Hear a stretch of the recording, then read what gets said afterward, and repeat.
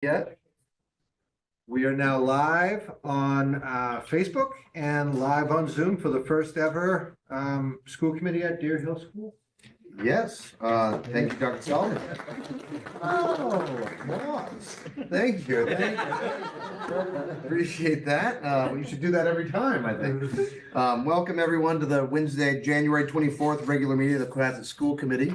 Astute observers will note we're in a slightly different location because we're at our Deer Hill School in the Learning Commons. So this is a treat. We are going to try and visit other locations around our schools. This is one, and this is a fantastic, fantastic location. So we're all very excited. So with that, I'll call the meeting to order and we'll do a roll call. We're in a different seating arrangement, so that gives me an opportunity to change things up, which I won't do. Mr. Carr, present.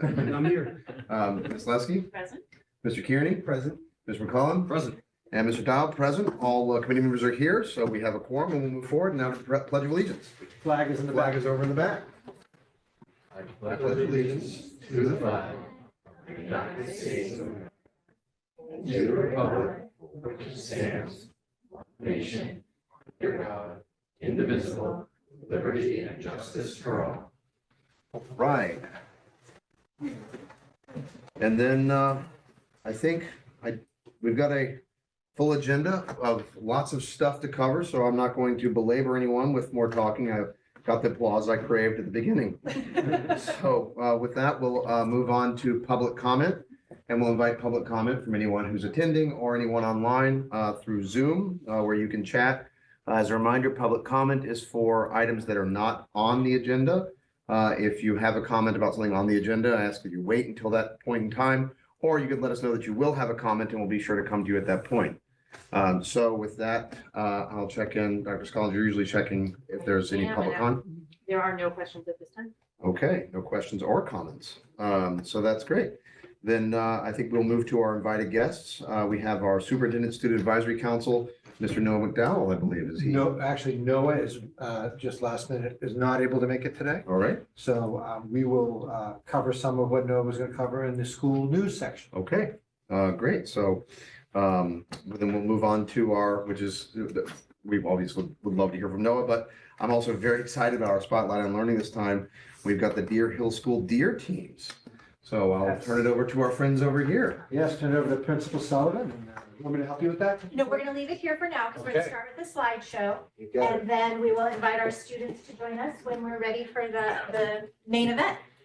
Very nice. So I just wanted to start by saying thank you. And I'm going to give you a little background first, Mrs. Johnston and I, on what Deer Teams is.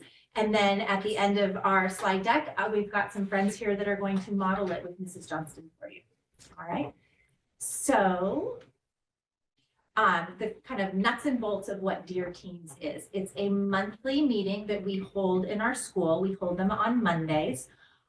It's an opportunity for students to have similar to a morning meeting format, but it is a group of students made from all grade levels. So this is the majority of my Deer team. Each Deer team has 8 or 9 students, and we have 3rd, 4th, and 5th graders in every group, and they were randomly assigned. So we have 36 Deer teams in our building. So really it is an all hands on deck experience. Every certificated staff member, whether from myself to any classroom teacher, special education teacher, art, music specialist, our speech pathologist, our occupational therapist, our adjustment counselors, our METCO director, everyone has a Deer team of students, which is really powerful and exciting. And it's aligned, this vision came about in alignment with our school improvement and our district strategic plan. And I'll talk a little bit more about that on the next slide. So the goal of the overarching goal of Deer Teams is to have a 30-minute meeting once a month, approximately. I think we have 8 scheduled this year. We've had 4 so far. It's to form new relationships with both staff and students. And again, that idea of promoting student voice in new contexts. And we do this through a shared text. So we have behind Dr. Scollins and Dr. Sullivan, we have the 8 books that were selected this year. And so at every Deer Team meeting, every staff member is leading the students in a reading and a discussion and possibly an activity around the same book. And so that is a huge piece of what this is, that idea of forming relationships. At Deer Hill, for the last half a dozen years, we talk about students being our teddies and knowing those certain students that maybe aren't in your daily orbit, but that you want to make a connection with, and that idea that you might, there might be a student you see in the hallway that you don't teach, but you find something in common, and that's something that Dear Teams has really promoted. It's been really powerful to be, even in our MTSS meetings, and have a teacher, a student come up for conversation and someone on the MTSS team say, oh, they're in my Dear team. And it's just another connection point for students to know each other, and then also for staff to know students that they might not otherwise interact with.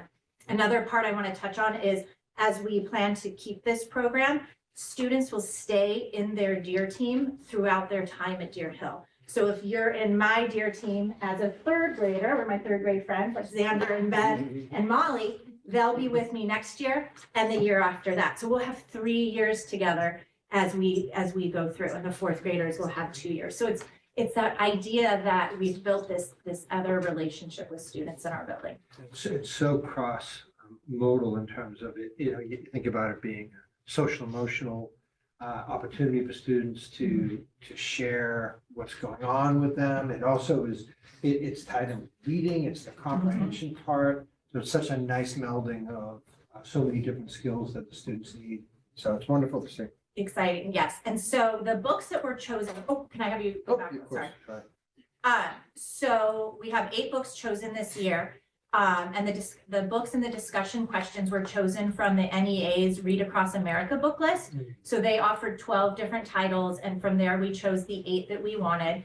And they have a variety of themes that represent lots of different perspectives and things like that. Some examples of those themes are share your story, tackling challenges together, gaining new perspectives. So again, and the website, that's actually a hyperlink. So this presentation will be in my newsletter on Friday, and you can click on the hyperlink and it'll take you to the website that really goes into depth about each title and all the questions and things that we're using.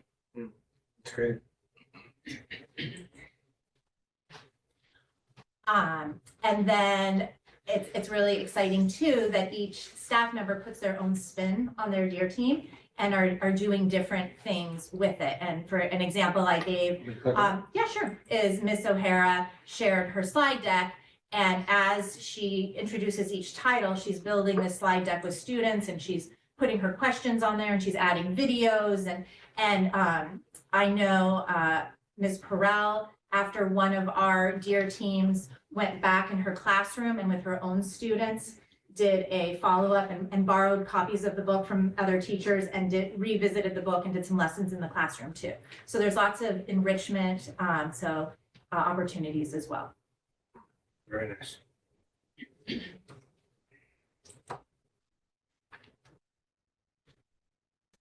And then the next slide just shows again the titles behind us. So these are their 8 books that we're using this year, a variety of topics, and trying to tie into different interests. Like Contenders was a historical narrative that I was a part of history that I wasn't familiar with, and it was the first 2 Native Americans in professional baseball, Oh, wow. and some of the challenges they faced. Very nice. I feel like I should wave my hands wildly.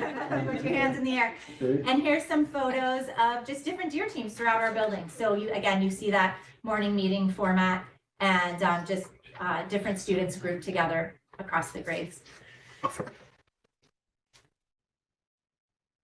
It's our first snafu at our new It's a little location. dim. It didn't go black. And I just think that it's really important to acknowledge that this initiative came together through the help of just so many different, and I'm part of a principals group, South Shore Principals, And this came up in conversation with Elise Burns, who's a principal in Norwell. And I had an opportunity last year, Dr. Scollins and Superintendent Sullivan allowed me to go and visit her school and see her DEAR teams in action. Well, there it's called Connections. And so that getting to see something live is when you're like, oh, I know what this is and I can do this. And so I wanted to give a shout out to her. I went to my 2 fabulous Cohasset PSO liaisons this year, Kat Burns and April Romano, said, okay, this is what I'm thinking, but I'm thinking about it in the summer and my budget's set for the year. Can you? And I need $4,000. And they said, no problem. Great. And that was amazing. And then Buttonwood Books, I worked with them and they gave us the books at a discount. This, anytime you have a new initiative and you have an ask of staff, it's something different. And so getting staff on board, Karen is also our master scheduler. And so when I said, okay, I need a block of time where nobody has a special so that we can make sure everybody's moving around the building. And so really the staff has been really open and excited about it. Because again, it's an opportunity to connect with kids, and what's not exciting about that. And then I just want to thank Mrs. Johnston and our students for being here tonight, and the school committee for having us. So that's a big part of where we're so excited. So in a minute, they're going to present on the book that we just shared this past Monday. And within the last 3 days, we shared a book within the DEAR team. Every student had a chance to do a reflection writing, and we put it on display in a bulletin board in our hallway. So when you leave tonight, if you overshoot the exit door just a couple feet, you'll see this bulletin board on display. And that is our Deer Hill Schools reflections based on our DEAR team from Monday. I have to say the Deer Hill staff does a fabulous job of pulling. So can I give a shout out? Beautiful. This Nice bulletin book. board was done by my daughter, Phoebe Sullivan. There you go. So she's an honorary staff member paid in Starbucks. And you're checking up, keeping her active when she's home. Exactly. She is home for another week. I like the community flag. We've benefited from Phoebe's artistic skills. Exactly. So she's like, my hand hurts from all this stapling. Keep going. So thank you. Yep. All right. And I think, and so then tonight's presentation, that is the nitty gritty, but now for the fun part, I will be, well, first of all, before I introduce our crew, is there anything you want to add about your experience from the teacher perspective and doing something new? Having something handed to you. Yeah, but I love like all the different grade levels and different students that I wouldn't probably know until they maybe ended up in my class or maybe not. And then the idea that they stay with me, and so I get to like kind of watch them grow up a little bit. And it is once a month, but like even with the 4th month, it's like we're like a little Advisor. family group. And yeah, and you like see each other in the hallway, and so that part of it is really great. The books are amazing. But then it's also like when my class comes back, kind of like what she said about what Mrs. Perel did about, thinking about their connections to like, we all read this book. We all talked about it. And maybe you talked about it with somebody else. But just different connections that they make to even the stories that we've read so far to things that we're doing in class. So it's fun. It's fun. Awesome. All right, so I would like to introduce, I'm going to turn it over to our star guests. So when I call your name, I just want you to stand up and give a little wave, okay? Can you do that? Welcome, guys. Oh, he Hello. took away my. Oh, you want, let me go back. Okay, I got this. Well, let me do one thing. I got it. The last names might stump me a little bit. No, we're gonna fix this. I'm gonna put it back up. Okay. We don't want any, Oh, but if you have it, then we can't see them, right? they can see you. So they can see you very closely now, Okay. because I just switched the Okay, perspective. so they'll see the kiddos when they see They'll it? see that, but once you get done with this, I'll take it up so kids, you can see yourselves, which is always fun, right? Okay, perfect. All right. Oh, Here we no, but it's there. Where's Miss Molly? Molly Banning. I spelled your name wrong on there. I'm so sorry. We will fix that. And Ben Hurd. And Xander Viteri. And Charlie Good. Charlie. And Decker Quinn. Becca. And Catherine McNair. Hi, Catherine. So that is our amazing crew. We are gonna do a little furniture moving. Do you want us to move? No, we got it. Perfect. So, and you're gonna sit like morning meeting style, right? From this one here. You guys do that?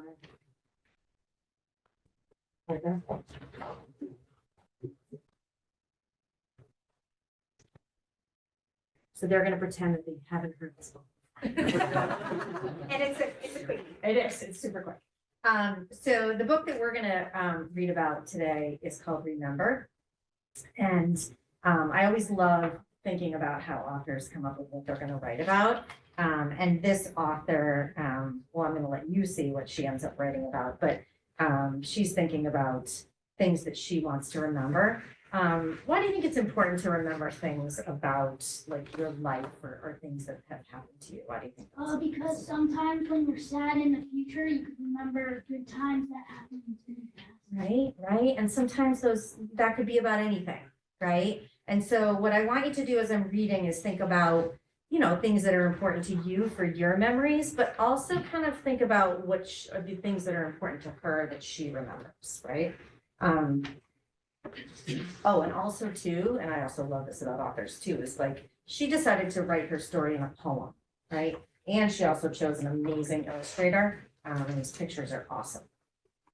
Remember the sky that you were born under. Know each of the stars' stories. Remember the moon. Know who she is. Remember the sun's birth at dawn.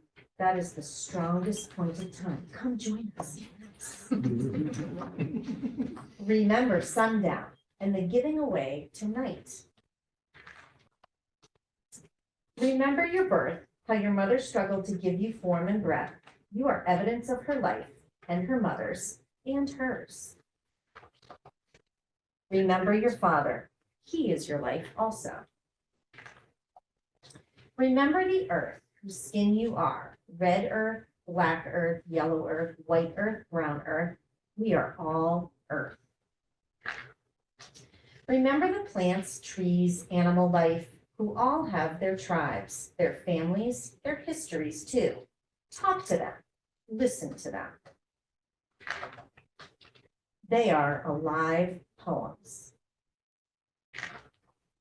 Remember the wind, remember her voice. She knows the origin of this universe. Remember, you are all people, and all people are you. Remember, all is in motion, is growing, is you. Remember, you are this universe. And this universe is you. What are the kinds of things that she is remembering? She remembers when she was born and the stars that she was born. Right, so what is she making a lot of connections to? What are her big connections that she's making to that she wants to remember? And she was born. When she was younger, right? And And when she was happy, right? She talked a lot about nature, right? And thinking about how important nature was or is to her life, right? So when we think about our memories, we think about them as being things that are important to us that help to, think about who we are as people, right? So something that you obviously have already done that you're going to share with everybody is a memory that was important to you and helps you like think of happy times, as we said, but also something that, kind of is a part of you, right? I don't have my heart with me right now because it's hanging on that beautiful bulletin board right down there. But I shared with my Dear Teen group about my memory that I have from when I was actually like your age, but it's really, really strong in my mind. And it's when I lived in upstate New York and we had a garden in our backyard and we grew all kinds of vegetables, and I would run out there and I would pick big, juicy, gorgeous tomatoes right off the vine and I would eat them like apples. And I remember like the juice and how delicious it was and what a mess it made, and then my mom being mad at me. But it's something that, and I'm a little bit of an old lady, but I remember that really, really clearly, because that's part of where I came from and an important memory to me. So what we would love right now is for you guys to share your memories that you wrote. So I'm just gonna go around in a circle. And if you can stand up and introduce yourself again and read your memory and face right forward and read it to everybody. Go ahead, sir. Hi, my name is Xander Bailey. And I'll be reading my book. I remember going to California and went to my cousin's house to meet them for the first time. Hello, my name is Molly Banning. I remember when I got to see and hold my new baby cousin named Calvin. Hello, my name is Decker, and I remember going to Disney World with my family and my friend's family and watching the fireworks above the Epcot Lake and listening to them pop at Friends.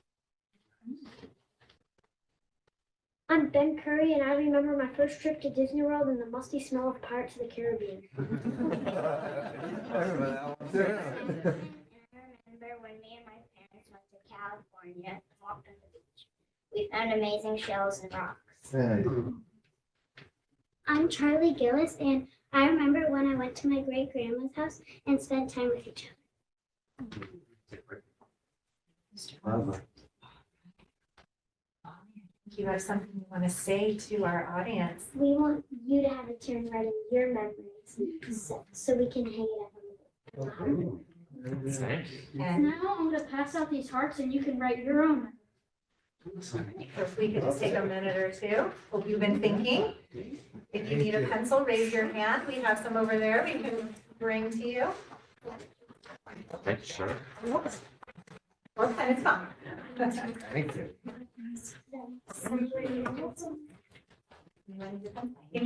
Thank you for checking on that.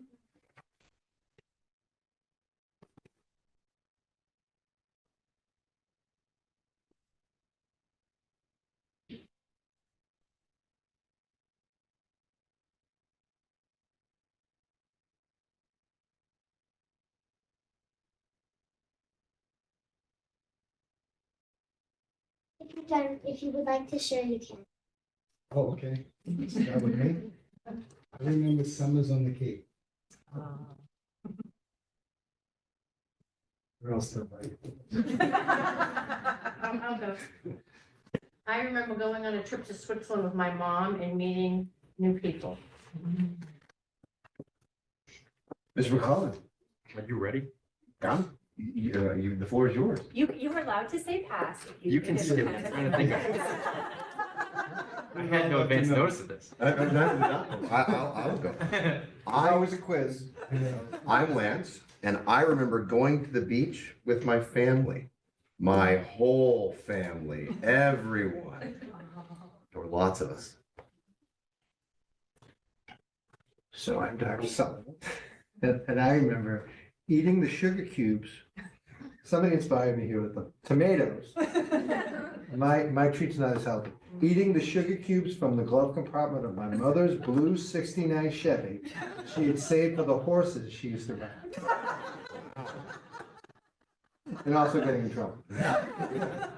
Something's hard to go after that one. When I was in third grade, I moved from New Jersey to Massachusetts, and I was sad and excited all at the same time. I remember like it was yesterday. I'm Jen, and when I was your age, I remember being obsessed with the Little House on the Prairie books. And so as a result, I was always reading those books or playing outside by a little creek in my backyard because I actually lived in an old farmhouse. And my best friend's mom made me a little bonnet, and I didn't know that. Made me a little bonnet so I would look just like Laura Ingalls. So that is one of my favorite memories. I still like to play outside. And my name's Teddy. I also have a funny thing about tomatoes. So when I was little, I used to grow them with my dad along the driveway in the summer. And when I was like 2 years old, I'd go sneak out, get in trouble, and get the tomatoes, and I'd eat as many as I could. I still do it today. Next summer, I live in the yellow house on Main Street across from the Red Lion Inn. And you'll see a whole bunch of buckets of tomatoes. You can buy anytime you want. Have some tomatoes. We'll see you next summer. Don't tell Mrs. Johnson. I was gonna say that. I tried to fit it all in my heart. I might have to go to the back. Okay, Okay. I have a lot of memories. I was trying to figure out You a remember, good that's one. good. So I think I, like Decker, was impressed by fireworks when I was a kid, and we used to go to Plymouth, where my mother owned a candy store, and so she would be working, she'd be like making popcorn and stuff on the street, and we would go down there every year and see the fireworks explode over the Mayflower. Anyone know what the Mayflower is? What? Just shout it out. It's like a boat that the pilgrims Yes, go on. exactly. This is a recreation of the actual Mayflower, but they were exploding over the Mayflower. I always got to stay up really late because there was traffic coming out of there, and it used to be awesome. I used to stay up to like 1 o'clock in the morning. And I thought it was awesome. So that was a really good memory. So I hear you on the fireworks, bud. Yeah. Mm-hmm. 4th of July. All right, Decker, do you want to collect everyone's hearts? And just, I just want to highlight, just in this exercise, the connections that we've made in this room and how powerful that is. And now we're always going to know about Karen and Mr. Carr and tomatoes. And I live down the street from you and I will be eating their tomatoes. And, and so just how powerful in this just small version, when you do this over the course of the year, over the course of multiple years, these kiddos are going to be walking the halls of Cohasset High School someday and going, oh, you remember when we were in year teams and for those 3 years and that cross grade piece to be a junior in high school, when Catherine is a junior, they'll be freshmen and just how nice to have that bond with kiddos you might not otherwise interact with. So thank you so much for participating. Great.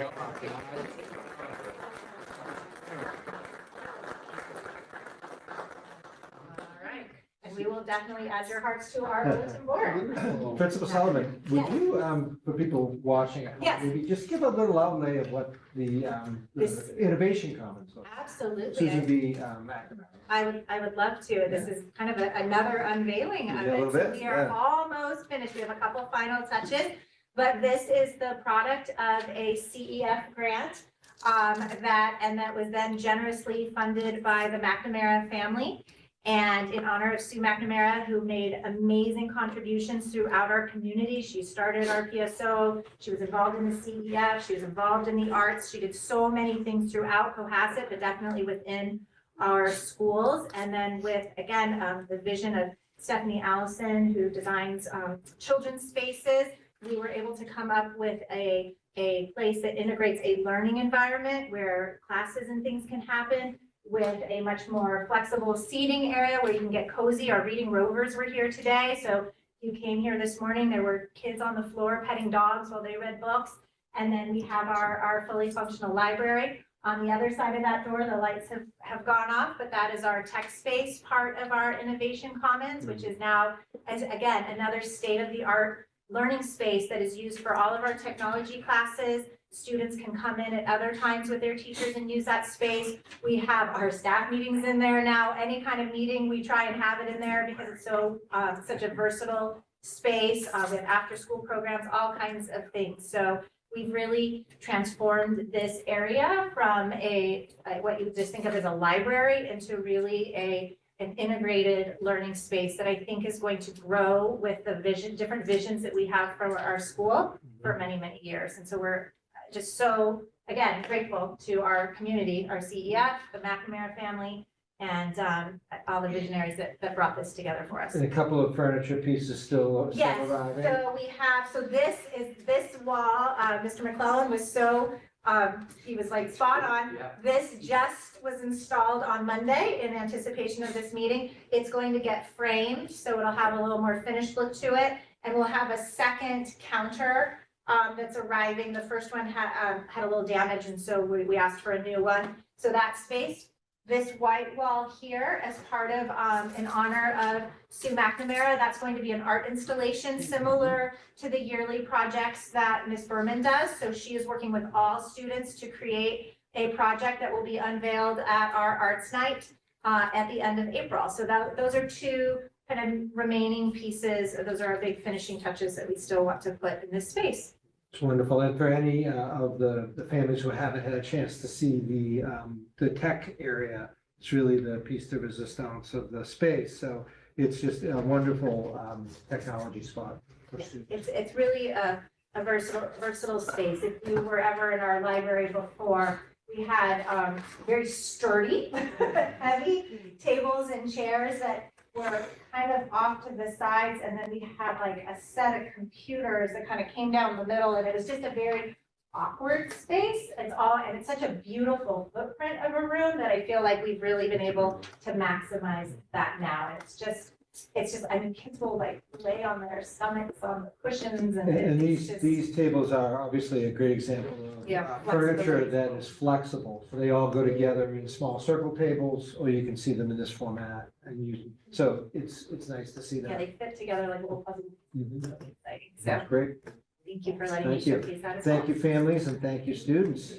Wonderful. You guys are free. Would you let you guys? Families, bring it home. Get ready for another good day at school. Good. And hopefully you don't hear my voice anytime soon over the, Thank you so much.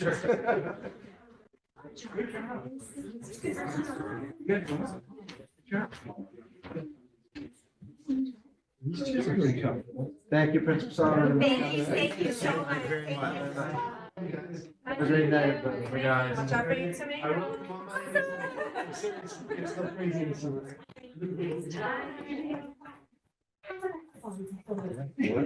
That's wonderful. Yeah, great. I mean, you know, I'll just say that, I mean, that, you know, one of the things that is most important to me about schools is the sense of community.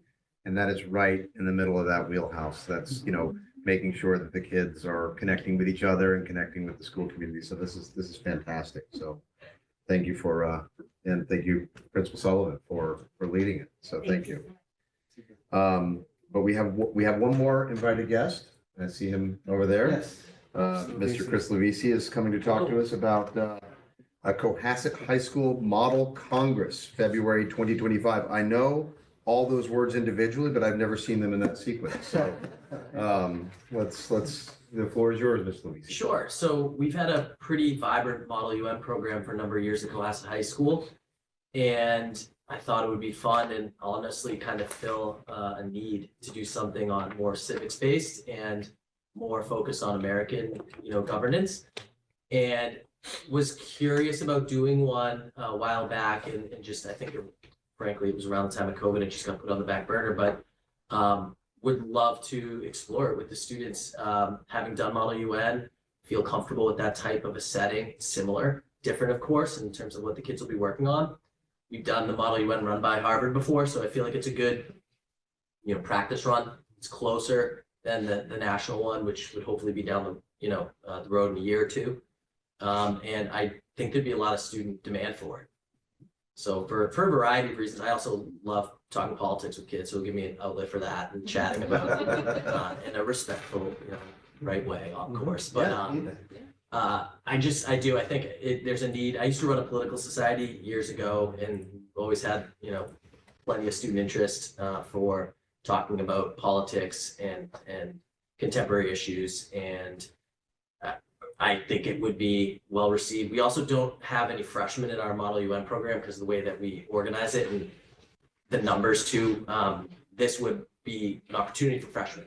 So freshmen and sophomores take US history. So it would be, I think, logical, and I've talked to the department head, Mr. Willis, about this, as well as Mr. Scott, principal, sort of logical for grade 9 and 10 to be a model Congress space for kids. And then we do world history and AP Euro electives like global studies, which I teach to grades 11 and 12. And then that's for Model UN. Down the road, I think it would be smart to maybe compartmentalize them to grade 9 and 10, 11 and 12, but it's a trial. So we'll see if there's student demand, I guess, it's first if you approve it, and then if there's student demand, and we'll go from there. What is a model Congress versus a model UN? So having not done this, just doing my research online and looking up the various programs that run it, they give the kids issues and they give them like politicians to act on those issues and to write position papers. So for example, we have a student from Model UN who's drafting a position paper on climate change from the perspective of Austria. Whereas it would be, okay, you have to research and write about social security from the perspective of Bernie Sanders, or the border from the perspective of, Ted Cruz. I don't know if they get that micro with the person, but they assign a congressional district or senator, and you sort of have to act on that. It's similar to the Edward Kennedy Senate immersion module, which we've done in the past. Yeah. We're doing again this year with the kids, actually. And it's just sort of role playing politics, and they wear the hat. And as I told the students for Model UN who don't sometimes love their positions that they represent, that it's in the spirit of role playing. Like, you have to embrace sort of the position, and if it crosses the line, we can switch kids and stuff, but you have to embrace the fact that you're there to kind of take that on and to act that part, and hopefully seek a compromise or whatever the solution would be. That's great. I'll open the floor to any committee members. Celeste, I'll start with you, just because you're closest and on the other side. I love this idea. I think any extracurricular opportunities for children, particularly this one seems very aligned with it seems like a great idea. Thank you for offering your time to support that kind of work outside of school. It's wonderful in terms of building written skills, oral skills. Lovely. Thank you. Yeah. I think it's great. Anytime we could, quality content before the kids like this, that's timely, important, I think it's great. And, I think they'll, along the way, they'll find their thing in high school. Yeah. And I learned, I like politics too, so I learned it in high school. And it was because we had a good speaker and a teacher that cared about it. So thanks for caring about it. And I think this is great that we can add this kind of content. It's wonderful. Yeah, I just want to echo that and just say that my kids love you passionately. Yeah. And especially Jack, he's always talking about you. And he loves it. It's somebody had said something about like kids in art, right? Sometimes it's their soccer game, right? Mhm. To make political something that kids want to get involved in. More people should, because it's actually fun to have these debates with other people, but the respect is, Absolutely. and like you said, to see another country's perspective really makes it a little different, interesting. Mr. Levis is a great model for all of that. Yes, and thank you for all you do. I appreciate it. Mr. McCollum? Thank you, Mr. Levisi. There are so many members of our excellent faculty here that go above and beyond, and you're certainly one of them. My life was changed by a high school history teacher, very similar to you, that ran Model UN, and it's just an excellent experience. It completely changed my life. It's a great experience, and that could happen for a few of the students that maybe were exposed to this, maybe didn't have a ton of self-confidence, and they do this, and they're like, oh, wow, I'm kind of interested in government or law or politics or something like that. And that exposure early on can make a huge difference. And so, and every one of these extracurricular things that our faculty members do is just like, it's an additional tax on your own time. And, it doesn't go unnoticed. And so thank you so much for doing that. It's a great idea. Sure. Yeah, Mr. Levisi, I echo everything that the community members have shared. I mean, from my own personal perspective, any sort of experiential learning is the best learning.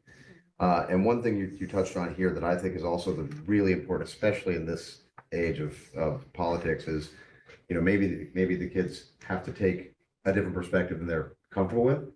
But sometimes you learn a lot from trying to think through, what is it like to be in Bernie Sanders' shoes, or what is it like to be in Ted Cruz's shoes, and how do you think through those, and putting kids in challenging situations, I think is good, because I don't think adults are put enough challenging situations nowadays with curated media feeds and the like. So I fully support this. From a logistics item, I guess, and maybe Dr. Sullivan, you can chime in, or Ms. Levy, what do you need from the committee as far as approval? And I guess what does this look like when we implement it? That's a great question. So in terms of year one, from my understanding is it's not in the contract. It's not even in the MOA. It's just sort of approved. I could be wrong on that. It's just, sanctioned or approved by the school committee. I looked at the schedule for for this year for the Harvard Model Congress, and it's during February vacation this year. I'm assuming that's what they do every year, because it's usually run by college kids. So my guess is that's probably something they seek out, and it will continue for next year for the trial year. So that could be a good or a bad thing for families, if they have their trip planned. It's obviously going to conflict with that, but if their kids home for February break with nothing to do, be a great thing for them to do. And so in terms of the logistics for that, my understanding would be, it would just sort of be approved by you all for year one. Now, moving forward, if we did have student demand and if it was, going to be an official club, I think that it gets into some contract stuff. But for year one, I could be wrong, Dr. Sullivan. I think it's just a yay or nay. Yeah, we really just seeking out your approval for the concept at this point, Yeah. and we'll move that forward operationally. And is it a trip or is it multiple days? So- Is it- The one at the Harvard Model UN looks very similar, Harvard Model Congress looks very similar to the Harvard Model UN schedule. It's 3 days, 3 nights, 4 days. 3 nights, 4 days. And opening ceremonies, speakers, committee sessions, a little bit of downtime. A lot of kids from international or other parts of the country use that to visit colleges, so they carve out some time for international students. But a lot of our students have either seen those schools or they're going to see them. So we don't really participate in those. Individual kids could if they chose to. So Mr. Levisi would come back and explain just the trip details. Yep. And because the committee would want to approve that, but this is because it's new, we want just the overarching. I'm getting into trip logistics. I'm sorry. I should No, speak you- until No, that's actually, But I that is think- helpful. Because you're gonna want to know chaperone ratio. Right. Yeah, we don't need to do That's- that now, it's just. I thought we were just introducing the concept. That's why I didn't ask about it. I was Yeah. wondering, but so we No, don't it's still we don't good. know any of that yet, right? It's I don't not finalized? finalize what. Like in terms of the trip logistics, like where they're gonna be staying? No, not this would be Right. for 20. This would be for a year out. 2025. Yeah, 2025. But this is a new idea, so we Yeah, want right. the concept Yep. approved by the Yeah. school committee, Yeah, and okay, then that's what I thought. we'll Okay. operationalize it as a stipended Yeah. activity. The goal would be practice run, do it local, see if there's demand, contained. And then if there is a lot of demand, I would love to take it to DC. If There it's you go. approved, if there's interest, because Princeton runs, this is all new to me, but in my research, Princeton runs like the big national one. It's down in DC every fall. And it, again, early, probably getting ahead of my skis here, but the goal would eventually be, if it's approved and it's well received by the student body, the community, would be to give the kids an opportunity to do it in DC, do some sightseeing and also Yeah. participate. That's great. That would be, that's in November, so the different times, That'd but be an incredible opportunity. yeah, I think so.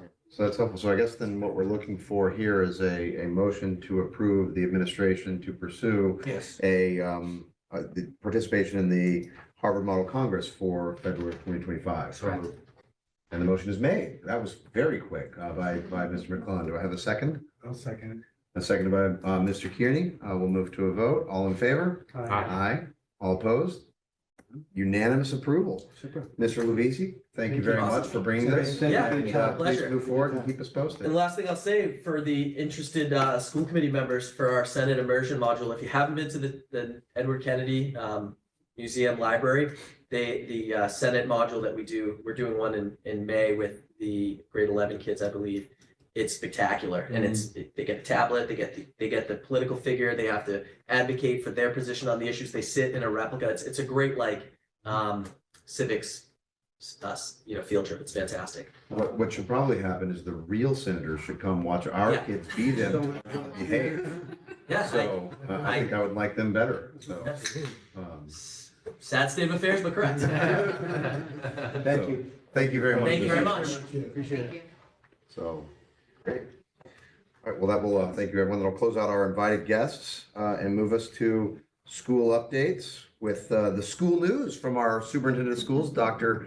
Patrick Sullivan. Yes, I'm going to just find the correct slideshow. So we have a little bit of a combined presentation for Dr. Scoggins and I. There's some school news, so to speak, and then there's some academic updates that are, here we go. It's that are filled- connected to the computer lab. Is it, I how did you figured get it back? I went over there and turned the computer lab light on. I was like, wait, Okay, well, So- these are the things we'll know, but, all right, let me share my we screen. need the extra long string on the Chewbacca now, Dr. Sullivan. Yes. In the middle of the library, because it turns off at 3. So it may just be walking around over there. In the middle? We're gonna test. I wander around. So today, we were, and I believe actually Vice Chair McClellan joined us for this, but we were honored to watch our marine science research showcase. Ted, you got it. We have a wonderful marine biology science teacher, but she teaches, in this particular case, it was marine biology with a group of Cohasset students. Her name is Blair Duncan, Dr. Duncan. And Dr. Duncan did a semester working with students at Cohasset Student Coastal Research in town here, under the direction of Jack Buckley and Susan, I can't remember what Susan's name is, but Jack and Susan, who are wonderful community partners. And they spent some time immersing themselves in research. I'll let Dr. Collins talk a little bit more about it, and then we'll show you some images. And today was sort of their showcase for the work they had done. And they presented some wonderful images with incredible data, such an example of authentic student learning. And what I mean by authentic is a real world environment. So everything we're shooting for our kids. And it's really a great experience because they go out to do the work. It's not that they are just doing here at school. So they actually, I was talking to Dr. Duncan and she said the 80-minute time frame is perfect because they have to get the students to and from CSCR, and then they still have a full hour to do their research. So they're collecting specimens and doing all the things that you would do as a real scientist. And they actually, each of these student groups had to give a proposal to Dr. Duncan before they could even do their research. And so she guided them through that process. But I talked to her a little bit about how the students own this. And her goal is to kind of be that person that's kind of on the side guiding them, but she wants them to have the full experience. She wants them to fail and make mistakes too, because that's where they learn the most as to, well, why didn't that work? And so I was so impressed with the students, their ability to have conversations in depth about what they did, why they did it, what their outcome was. And one of the groups that I was speaking with, our daughter was in that group, I was talking with them about, what kind of things had been done in the past. And they said they actually didn't really realize the research that had been done before. While they were in it, they had just come across some other research. So we talked about how being able to take everyone's research over time and how amazing that would be and how it could actually impact change and prevent us from making some errors when it came to how we handle our waters and what we're doing from a climate perspective. So it was very impressive, and you can see their process too. Yeah, this is just to give you an example, this is just the sophistication of these projects.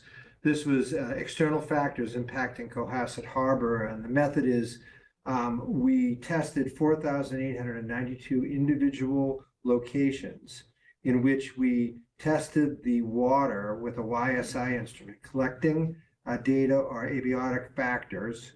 We analyzed and compiled our information on Google Sheets and created our maps using a GIS software. So, I mean, they're really getting into what are the factors impacting Cohasset Harbor. And this is another one. Well, this is the one that I just had just a little better view of it. So what else we got here? This is water quality. Water quality in the creek. Right, and this is, and this is bacteria and looking at what was going on. And one of the neat things about this project is it's done in context of a class. So they're really looking at local issues with our own harbor and then kind of projecting out, what is this telling us? How is this similar to other environmental situations that are happening around the world? What are the trends here? What are the solutions for this? For instance, this one was fascinating to me. It was around the green crabs that are an invasive species. We've all seen them. And they were really analyzing and looking at, first of all, how invasive were they? They looked at some symbiotic relationships between the shrimp and the crabs. And they noted that the shrimp, they captured the crabs in a bucket, but it involved having shrimp in the bucket and then some minnows. And the crabs actually weren't eating the shrimp because the shrimp were helping the crabs by getting the plankton and other substances off of them. bet they're reading the minnows. It's just an interesting study. And I asked them, I said, well, are they truly invasive and causing problems? And they said, yes, they're actually eating fish that are supposed to be more native and plentiful in the harbors. And I said, what can we do to negate that? And they said, green crab soup. I said, green crab soup. I said, really? I wonder how that would Lots of taste. good soup. But they said, yeah, that's one of the things that they talked about is that these are, they're edible and you could do something. But they were passionate about it. They were in the field working on it. And that's exactly what we want to inspire from our students. So this is the deeper learning that we're talking about moving forward. It's really good. So what else do I have here? Oh, that's it. Anything else you want to say on that? No, it was wonderful. And Yeah. it's, and just to watch the growth and the collaborative experience, and the amount of time the teachers have spent with Jack and his team working together with the surrounding districts. And it's a true real life experience. It really is. And just to bring us back to sort of our main goals for the year, if you remember, we talked about student voice. You just saw some. We talked about authentic learning experiences for students, which we just highlighted. And we also talked about family and community engagement. Well, we have two things coming up on either spectrums of our learning ages that tap into both of those. Right. First, we have the Reading Takes Us Places. You want to talk a little bit about that? Yeah, so if you remember last year, Principal Farrell had a couple of evenings for families to talk about specific things that were going on with school. And so this is her series this year, and this is their second one out of her, I think she's doing 3, if I'm not She mistaken, is, right? yeah. 3 again. And really nice turnout. And so they're going to be really looking at, and it's just a grown-up event only. As you can see, she put that on the bottom because there's so many wonderful things that happen that the whole family's come to. But this is really about what's happening in the classroom so that the parents can see what students are learning and how they're learning it. So they have a better understanding of what our literacy curriculum is. And I think it'll be really helpful for parents because it's really nice for them to actually sit and be taught what their children are being taught so that it makes sense. And so I think this will be lovely. Last time was really wonderful. And she Yeah. did, they did take some feedback in from last time Yes. too, and they're making some changes. One of the feedback that they're getting in this series is that perhaps these should happen earlier. Yes. And that's something that we're going to institute next year, that all of these need to be done before January, really. That's the goal. But, that's kind of the evolution of this.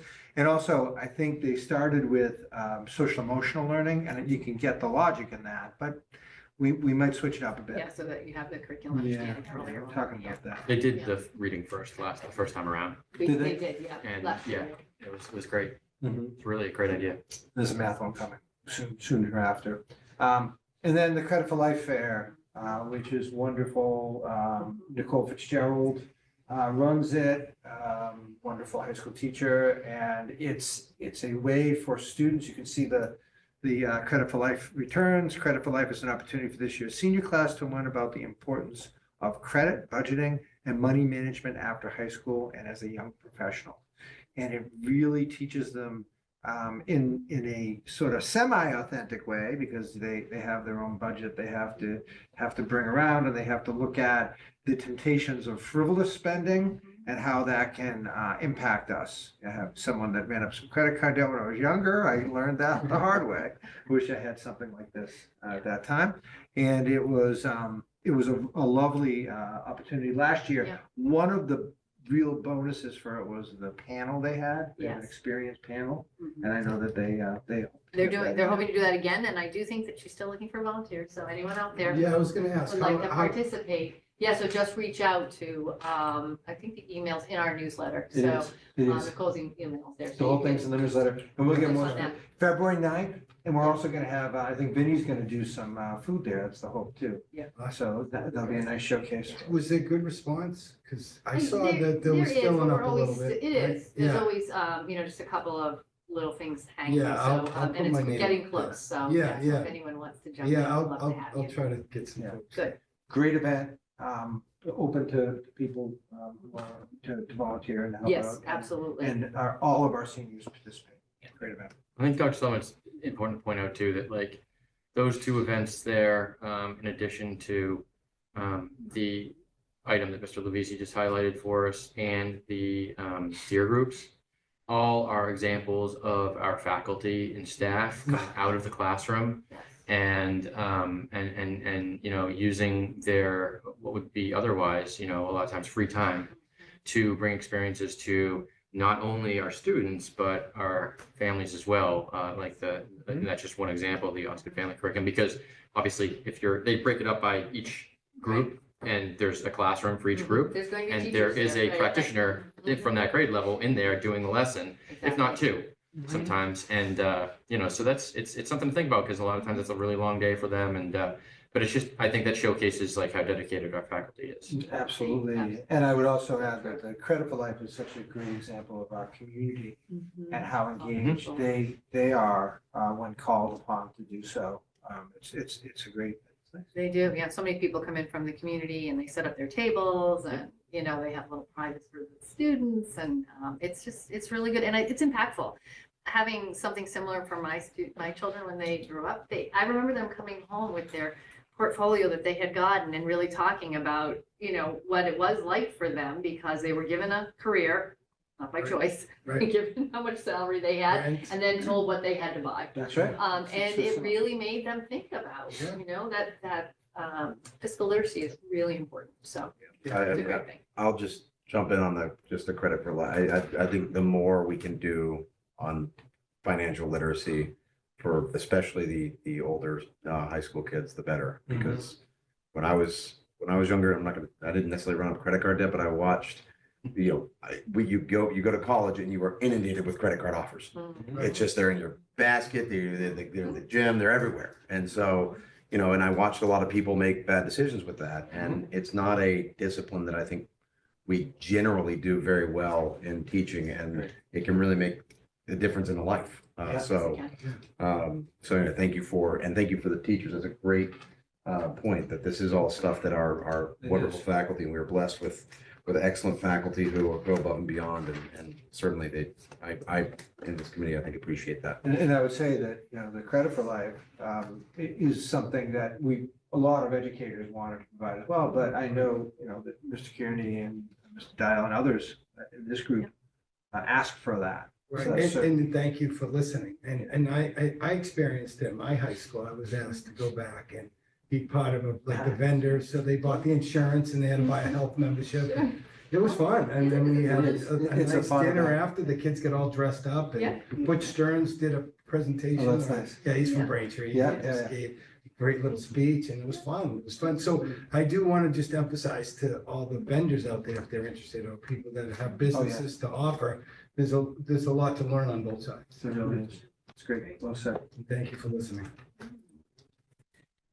Let's see, smiling faces. So, this year, Dr. Sullivan said, we really are focusing on student voice. We've been all along, but we really want to get those voices at the table. And so, a couple of, the three girls on the side, they were on the committee last year. We put a call out there for more. And so we have 6 student representatives for our wellness committee. And so they were all here the other day on the 17th, and it was awesome. It's a nice picture. Isn't that a great picture? They, it was really exciting. And Sean Turner is the history teacher, and he's on the committee. And so he helped to recruit, as did Ms. Noyes. And so they had so much to say. I just want to go through, make sure I get all their names. So we have Brooke, and we have Nora, and Lila's first, and then we have Nora, and then we have Brooke, and then we have Aiden, and we have Will and Wes. So Wes is a senior, but everybody else is a junior. We also had our new director of food services there, and there was a lively conversation about what they liked, what they saw different, what they'd like to have more of. He's getting Mr. Cardone's getting lots of student input. He is, because he also met with the superintendent. In Deer Hill too. Yep, and Deer Hill, and so it was really great. And Mr. Cardone asked a lot of great questions of them And I think it was Wes who said that he never buys lunch. And so Mr. Codone said, how can I make that happen? How can I? And he was really funny. Wes just said, well, I just always make my lunch. It's just kind of part of my routine. He said, but maybe I'll give it a try.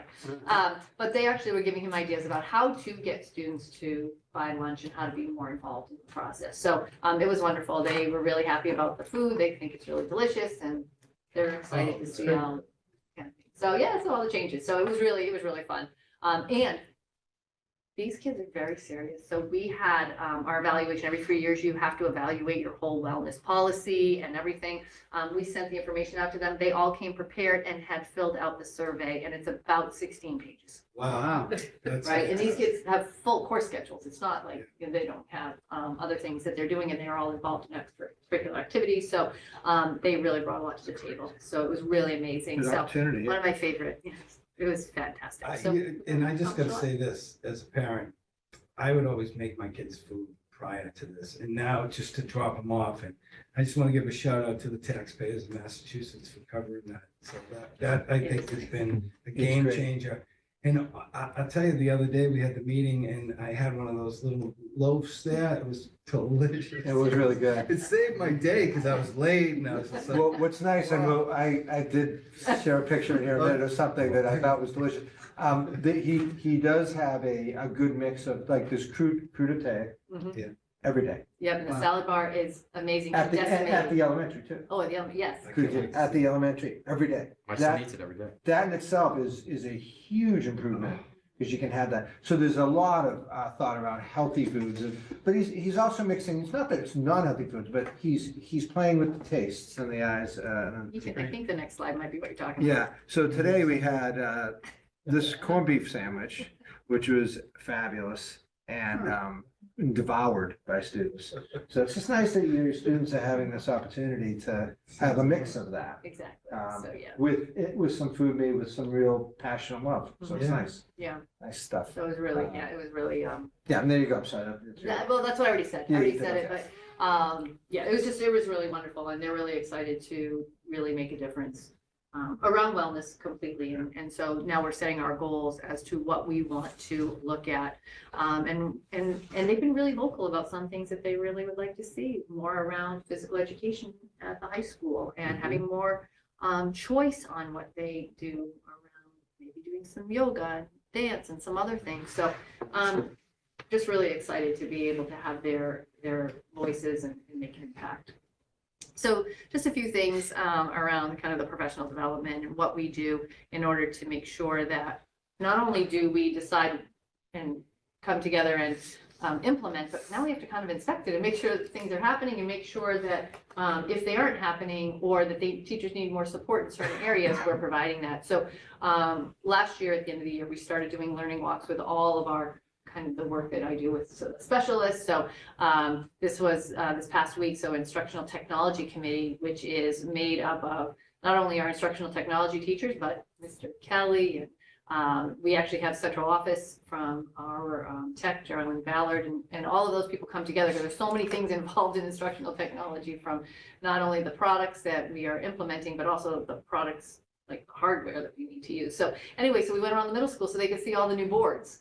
And so it was really good for everybody to see how they're in action, where teachers are developmentally around implementing them, and talking to the kids about how they use it. And if the top picture there was actually Mr. Erlinson's science class, and those students were doing experiments and were calculating measurements, and they were all putting them up on that board. So it's just, you can save it, you can manipulate it. There's just, the interactive boards are just unbelievable. So yeah, so people are really happy about that, and that's actually a math class down there. So and kids actually had whiteboards too. So and there's a lot to be said about kids having whiteboards and these interactive boards, and willing to make more taking more risks because they know they can erase it versus paper and pencil. And then I just love that face. And we're looking at so it. I know, look at it. So reading specialist meeting, we went and walked around.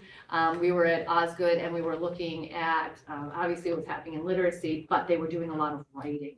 And so that's obviously a focus, and we've been working on that, and to see the level of writing that was happening. These were first graders, like believe, yeah.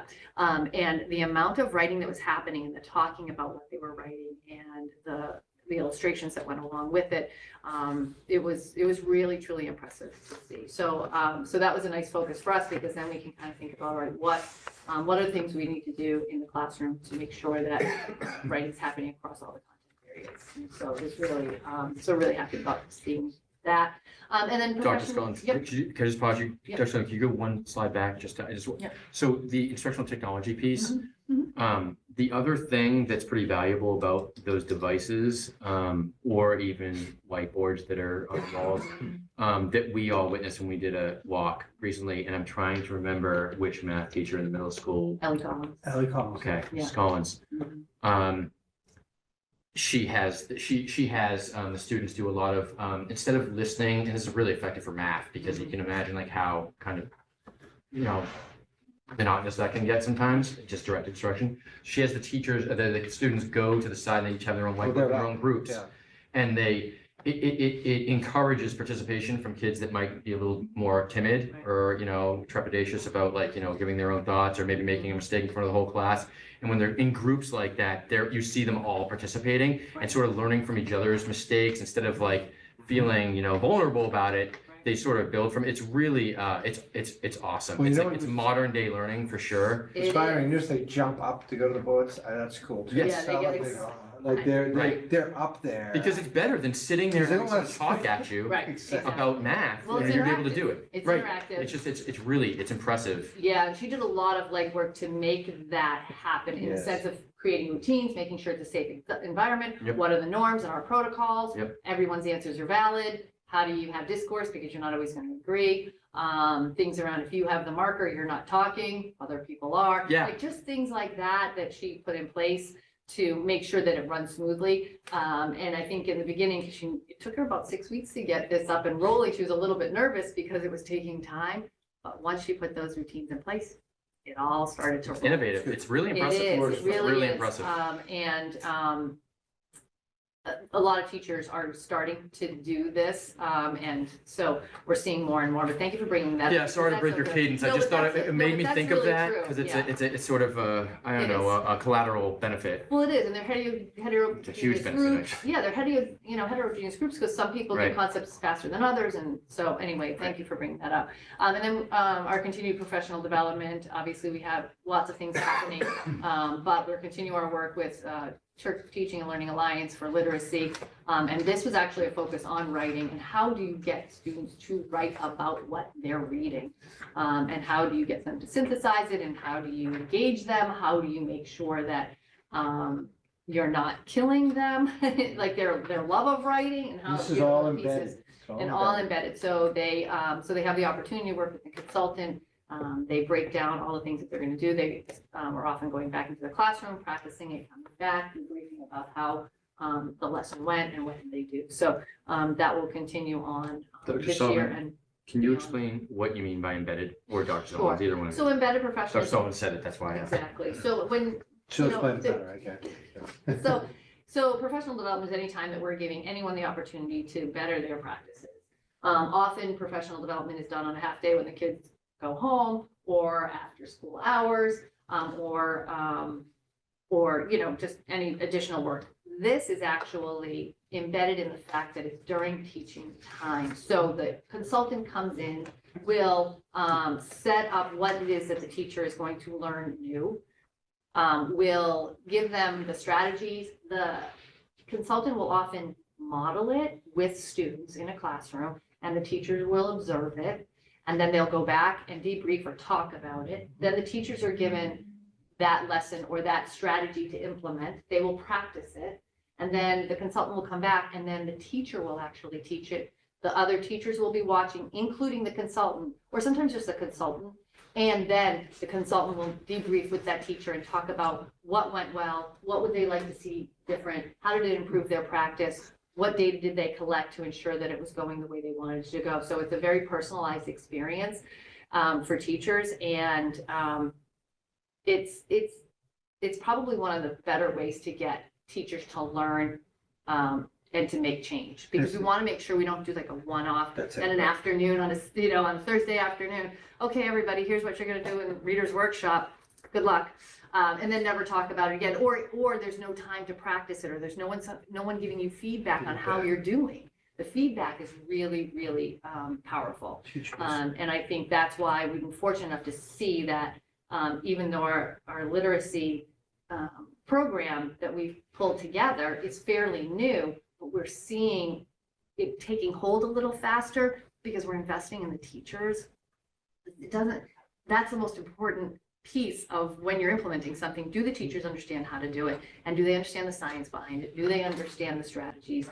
And learning how to get through it and have someone to coach them and help them through it. So we have coaches also that we have partnered with. It's a little bit of a different model. I'm actually looking for some new consultants for the middle school, but they have a one-on-one coach. It's a little different. It's not in the building, but at least they're having some coaching to help them. So I hope that answers the question about the embedded. Yeah, I just think it helps to demonstrate we like talked how about it, you're right. comprehensive and how complex all this is. Yeah, and they've been with us for several years now, really teaching teachers about what is literacy, how do kids learn it, how does their brain work, and how do they acquire it. So thanks for asking that question. And then on the 12th, there was a lot of curriculum work being done in all the buildings, but Mr. Mills at the middle school actually had Mark, the Massachusetts Aggression Reduction Center from Bridgewater State, come in. They've been around for quite some time, so I did work with them, oh gosh, 2015. Yeah. Anyway, a long time ago. But what they do is they have created a program that they can go in and work with staff, and they go into schools. They were all over, actually nationally. When they first started, they were just right out of Bridgewater. It was really local. But they work with schools and families and other professionals. And they also work with kind of how do we make sure that our kids are whole around social emotional, talk about cyberbullying, bullying, the impact of social media, peer relationships, fighting, all those things that come into play in their lives, bias and diversity. All of those pieces. So they spend a lot of time with teachers talking about how to effectively work with students when these situations arise, and how do you mediate that? How do you prevent it? How do you know that it's happening, and what are the signs? So it's a really powerful training, and so I was really glad that they were able to do that. Yeah, they do a lot of it. Dr. Elizabeth Englander is the head of the organization. Yeah. This was a Zoom, so they Zoomed live with her, but she was talking about a lot of types of bullying that happens, and actually defining bullying as opposed to harassment, which is still terrible, but and some of the factors, and then looking at it from this current landscape where kids are so involved with their social media. So it was very eye-opening for a lot of the teachers, and gave a sense for what they can look for. And there are student programs that go with this as well that, we can pursue moving forward, but we want to start with our staff. It was nice. Yeah, I it is saw good. a lot of it. It was good. Yeah. She does a nice job. I think that was pretty much what I had. That's pretty much it. Yeah. So we kind of combined our two, but if, the team, Questions? team has any questions?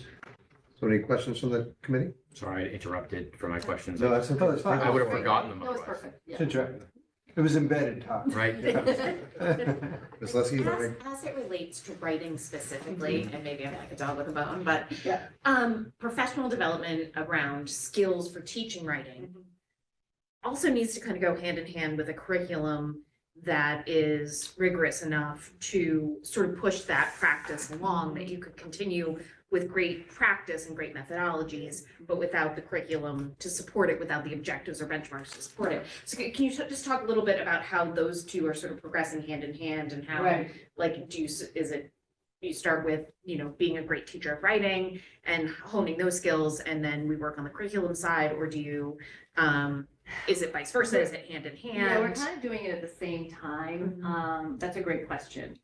So teachers are using Empowering Writers. That was a curriculum that was brought on a long time ago, probably. It's been around for quite some time. It's before I was here. so Right, yeah, so 7 it's been years. around for a long time. And that's more of kind of the day-to-day pieces around strategies, how do you form a sentence, how do you, you know, what's your sentence starters, or, you know, how do you go from one sentence to another sentence, how do you build upon it?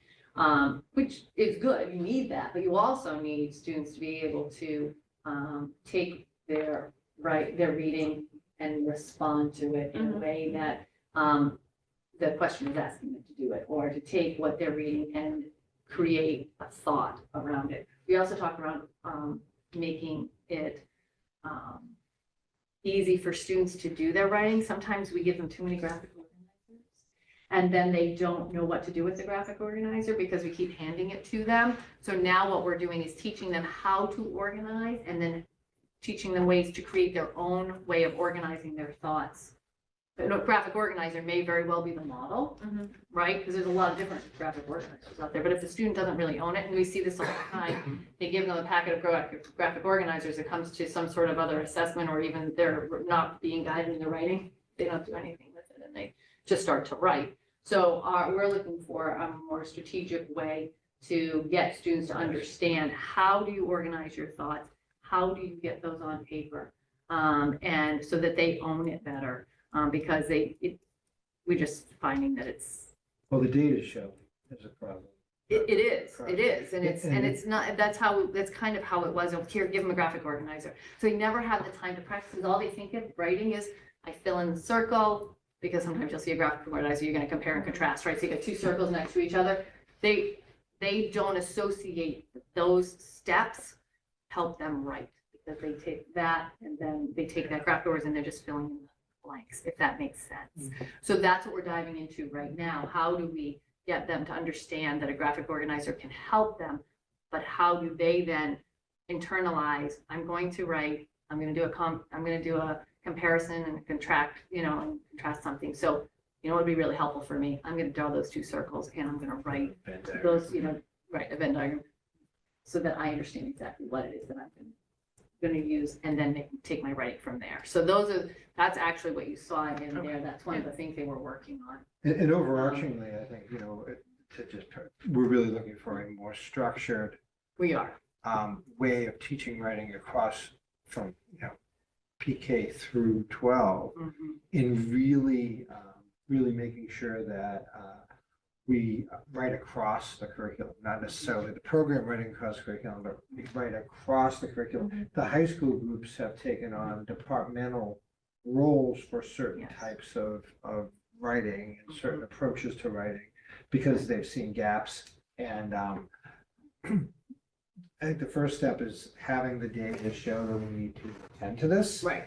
We have that. Right. And we're really building the plane as we're flying it, but that's a big focus for us coming up. Yeah, that's good to hear. And I sort of see like these sort of micro problems around that would probably fit into any sort of curricular path you take going forward, whether you stay with your current programming or go with another whatever that product. That, you know, helping kids to understand that a graphic organizer is a place to put your ideas, actually not a place to put your writing. Because I think that's what the kids do, is they write these beautiful sentences on their graphic organizers and then just type them. Right. And that's not writing. You said it better than I did. So that's exactly right. And so, and how do we adjust that? Right. So, yeah. Great. Thank you. Great. Any comments, questions from the committee? So I have a million thoughts about the connection between the young people and the people that teach them. And I don't know exactly what it is yet, but I'm like 10 times in the last half an hour, something just popped into my head. I'm like, oh, I wonder if we could do that. So I'm not quite ready, but next meeting I'll get my act together. But it is about basically the connectivity between everything we're just talking about here and the extra teaching that teachers take in other things, and making sure those are all, there's a synergy about it. I don't exactly know what that means yet, but I'll get my act together before the next meeting. We'll put a whole agenda block for that. Thank you. I will Mr. be- Combs. I'll be very brief. Excellent. This is, this is great news. I mean, it's exactly where we need to be going. Yeah. You know, just think it's great. So I think with that, it closes off school news and teaching and learning. It does. I like to be able to check the two right there. All right. So great. So that moves us to our agenda block F, budget, resources, and governance with our Director of Finance Operations, Mrs. Sue Owen. Would you like me to show, I just made you the co-host, but would you like me to show the document? If you don't mind, Which one? if you want to share it, I will, yes. I'll talk, you share. That's all right. Okay. So this is just the December monthly finance report where we are on target. As you can see in my memo, I'm not gonna go through the whole thing. We're 50% through the school year, and our budget is about 48.07% through the year. So right on target. Our sped tuitions, which I've reported the last few months, have been in the deficit. The deficit is $544,423. That has not changed since the last month.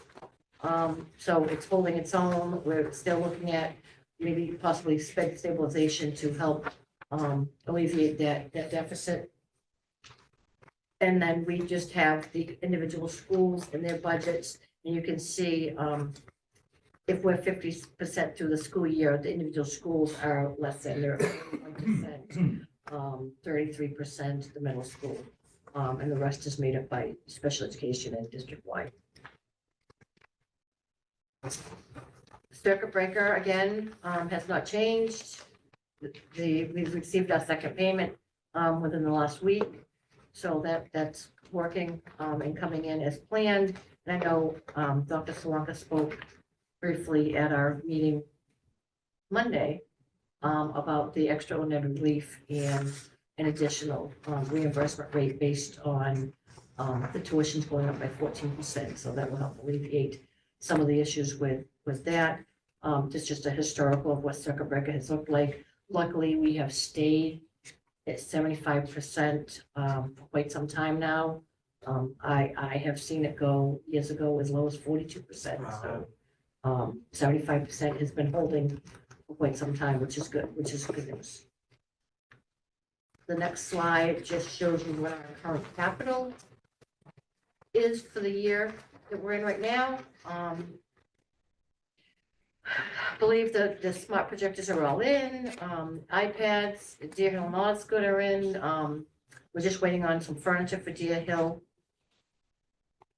And then we go into the requested draft capital for next year. Should mention that we had that it was a posted school committee meeting, but just to remind everyone, we had a budget workshop with the school committee and administration on Monday. And I thought it was a great conversation where we talked a lot about both the capital and our current budget state, which I believe we'll be presenting on the 7th. Sorry. Right. That's okay, it's okay. And I know that there are meetings going on behind the scenes with capital and the town administrators. So they're going over our capital list as we speak, different requests for our quotes. So we're sending them our quotes as fast as they come in. Nothing on the list has changed. It's two-part. One is the regular capital that we ask for each year, and one is now the new capital stabilization. And again, the Q is for quotes. So those are the quotes that I have received. So that's an accurate quote. I did receive a quote on the replacement projectors today. Obviously, I ran this report a week ago, so I haven't updated it. Okay. Is it much different than that? It was 262. Okay. But Lindsay, the IT person, said it was gonna be lower than that because not all teachers were going to utilize the cards. And as we showed in this presentation, what a difference these that you're looking right now, these projectors are making. Power plants. Correct. And, we're looking at alternatives to the middle school, high school signage, to try to get creative. They think 50 is a high number, so that number will probably come in less. We're just waiting for, I think is it Hassan Signs? It's the company that we deal with. And then you can see what our big requests are for maintenance of our buildings with the new stabilization fund. And Ms. Owen, I work somehow collaborating with school facilities committee. I mean, they report to us, but it's helpful, it would be helpful to get their recommendations as well. Yeah, Yeah. So we just want to make sure that they're You do, included in yeah. that process. Some of them are not, we're still in conversation. There's a couple on here that they're not in line with us. Right. But it's Which is fine. I for mean, the committee to consider. they report, they operate the direction of school committee, so I mean, ultimately, it's our vote anyway, but like, it'd be nice to, hear the recommendations. But they're, especially if they they're disagree. very involved with it. Great, that's great to hear. Waiting on a quote, actually for the combination of the asphalt and sidewalk paving of all of our buildings. So we're just waiting for one quote, so we can do it in one-stop shopping, get a better price while you're here working. Is this, the paving, are we coordinating also with the town? Yes. Yes. Because they have paving needs also in the area. so I wanna make sure it's- DPW has reached out for a quote. I think it's TL Edwards we're waiting on. But to make it a bigger project, Yeah, so right make it here, hopefully a one-shot deal. we'll get it because- all done. And then that would also minimize disruption along the street as well. And hopefully we're gonna need a time where we can do it in the summer, so that it's Correct. not as. Or during exam time, I think students would not appreciate that. We actually, we should have mentioned we have finals going on. Oh, that's right. Yeah, we did. I mean, we're looking at the summer, after July 1, Perfect. getting it done. I believe that the thought process is they're gonna do the two elementaries first. Sounds like it, but. Sounds like it, with nothing's definitive yet. And then we have our grants, which is money, that comes in from the state, federal and state. You can see, what's coming in for circuit breaker, what's going out. And then you can see, our grants from year to year. They're pretty stable from year to year. They don't really come out with any really big ones each year. Title I, I have to point out, it's based on, free and reduced and low income. And we're slowly, that grant is fizzling away and we probably won't see it next year at all. It's minimal. This year, I think, is 23,000. Yeah. Well. I'm sorry, it's 41. And Yeah, is- 41 for Title I, yeah. The meals. Yeah, because because we now have free lunches and breakfasts, there's less of a. Parents, I think, just aren't, it's free, so they aren't filling out paperwork necessarily, so they keep us on Title I status. And then there's the 4 grants at the bottom that are highlighted in yellow, which are new to us this year. Small, but any little bit helps. We are doing some work around restorative justice. We are, actually, we didn't even talk about that, so we have leadership and teachers that are doing that, working with the Metco in Suffolk. Maybe that'll be a next up. Yeah. Next time up. Yeah. But there's some great We'll work. have them come talk about it. It's too much to talk about. The next slide is our revolving accounts. And as you can see, the balances, we've had conversations the last few years about high balances. There are no high balances here. We have utilized those revolving accounts to the best of ability to offset any shortfalls that we have in our actual school budget. Kindergarten, again, it's a holding spot, the minus 104, because we have that $300,000 sitting somewhere in town cyberspace. Just waiting to find out exactly where it is and when. We'll probably wait more towards the end of the year when kindergarten school is over, and then they'll make one transfer. Of what the deficit is, because it's in a town account, so we can't access it, we can't utilize it. Because the chapter 7. We can't pay out of it. Comes to the town and we get the percentage. Just don't lose it. No, it's really important. Yes.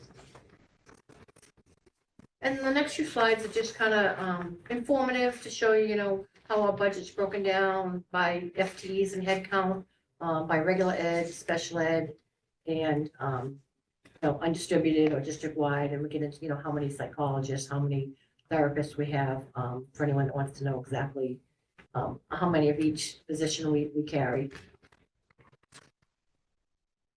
And the same here, it's just a breakdown by salaries and FTEs of regular, special, and undistributed.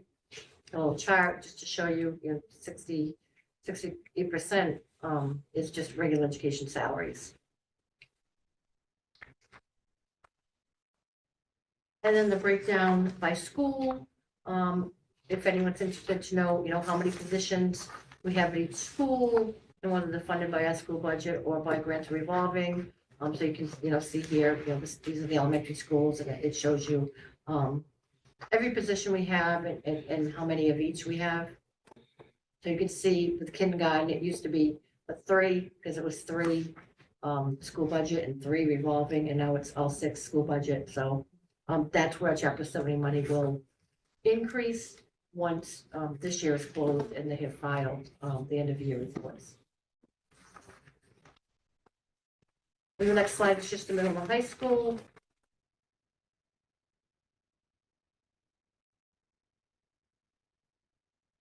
So I was just looking up here at the grade 3, 4, and 5. I don't think that's accurate. Is it 5.5? We have 6. Okay. 655. 655. Just, there's so many numbers on this. I don't know how I cut. I know. Yeah. That's what I'm saying, the kindergarten being over So in it's the grade budget. 3. Good catch. That's an amazing catch. Really, I was on the left side. Some of that. I don't know how I did that. Impressive. That is a good catch. Then the next slide is just our summary of our electric and gas system in high school, and then we get into the electric, gas, and utilities through the end of December. Those numbers don't usually ever go down, so you can see, same time last year, we were at 192, we spent 251 this year. Same thing with the kilowatts, we were 893 last year, 920 this year.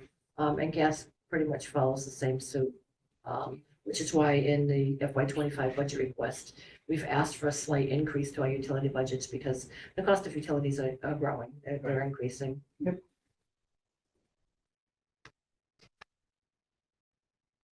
This is just about our grants and how many positions they fund and which grant funds them. If you look at that Title 1 here, just something to consider, right? We Yes. we've made changes for our budget for next year, Mhm. absorbed it. Sure. We knew it was coming.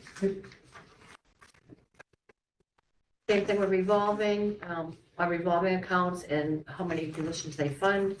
So certainly the grants revolving do help tremendously with positions that we wouldn't otherwise be able to afford. And then we get into the enrollment. So I've got to fix this as well.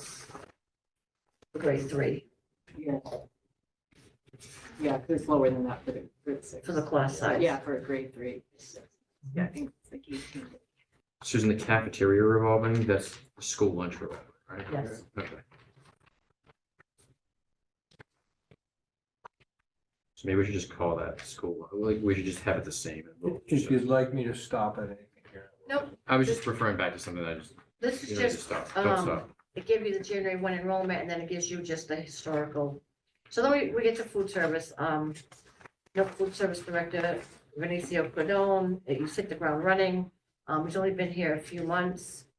And here are just a few of the changes. So breakfast menus across the district rotate every week, but he's got breakfast sandwiches, which we've seen there. Can I put them in my newsletter? They've got, open-faced egg sandwiches that they're actually, cooking right there on the grill. Yeah.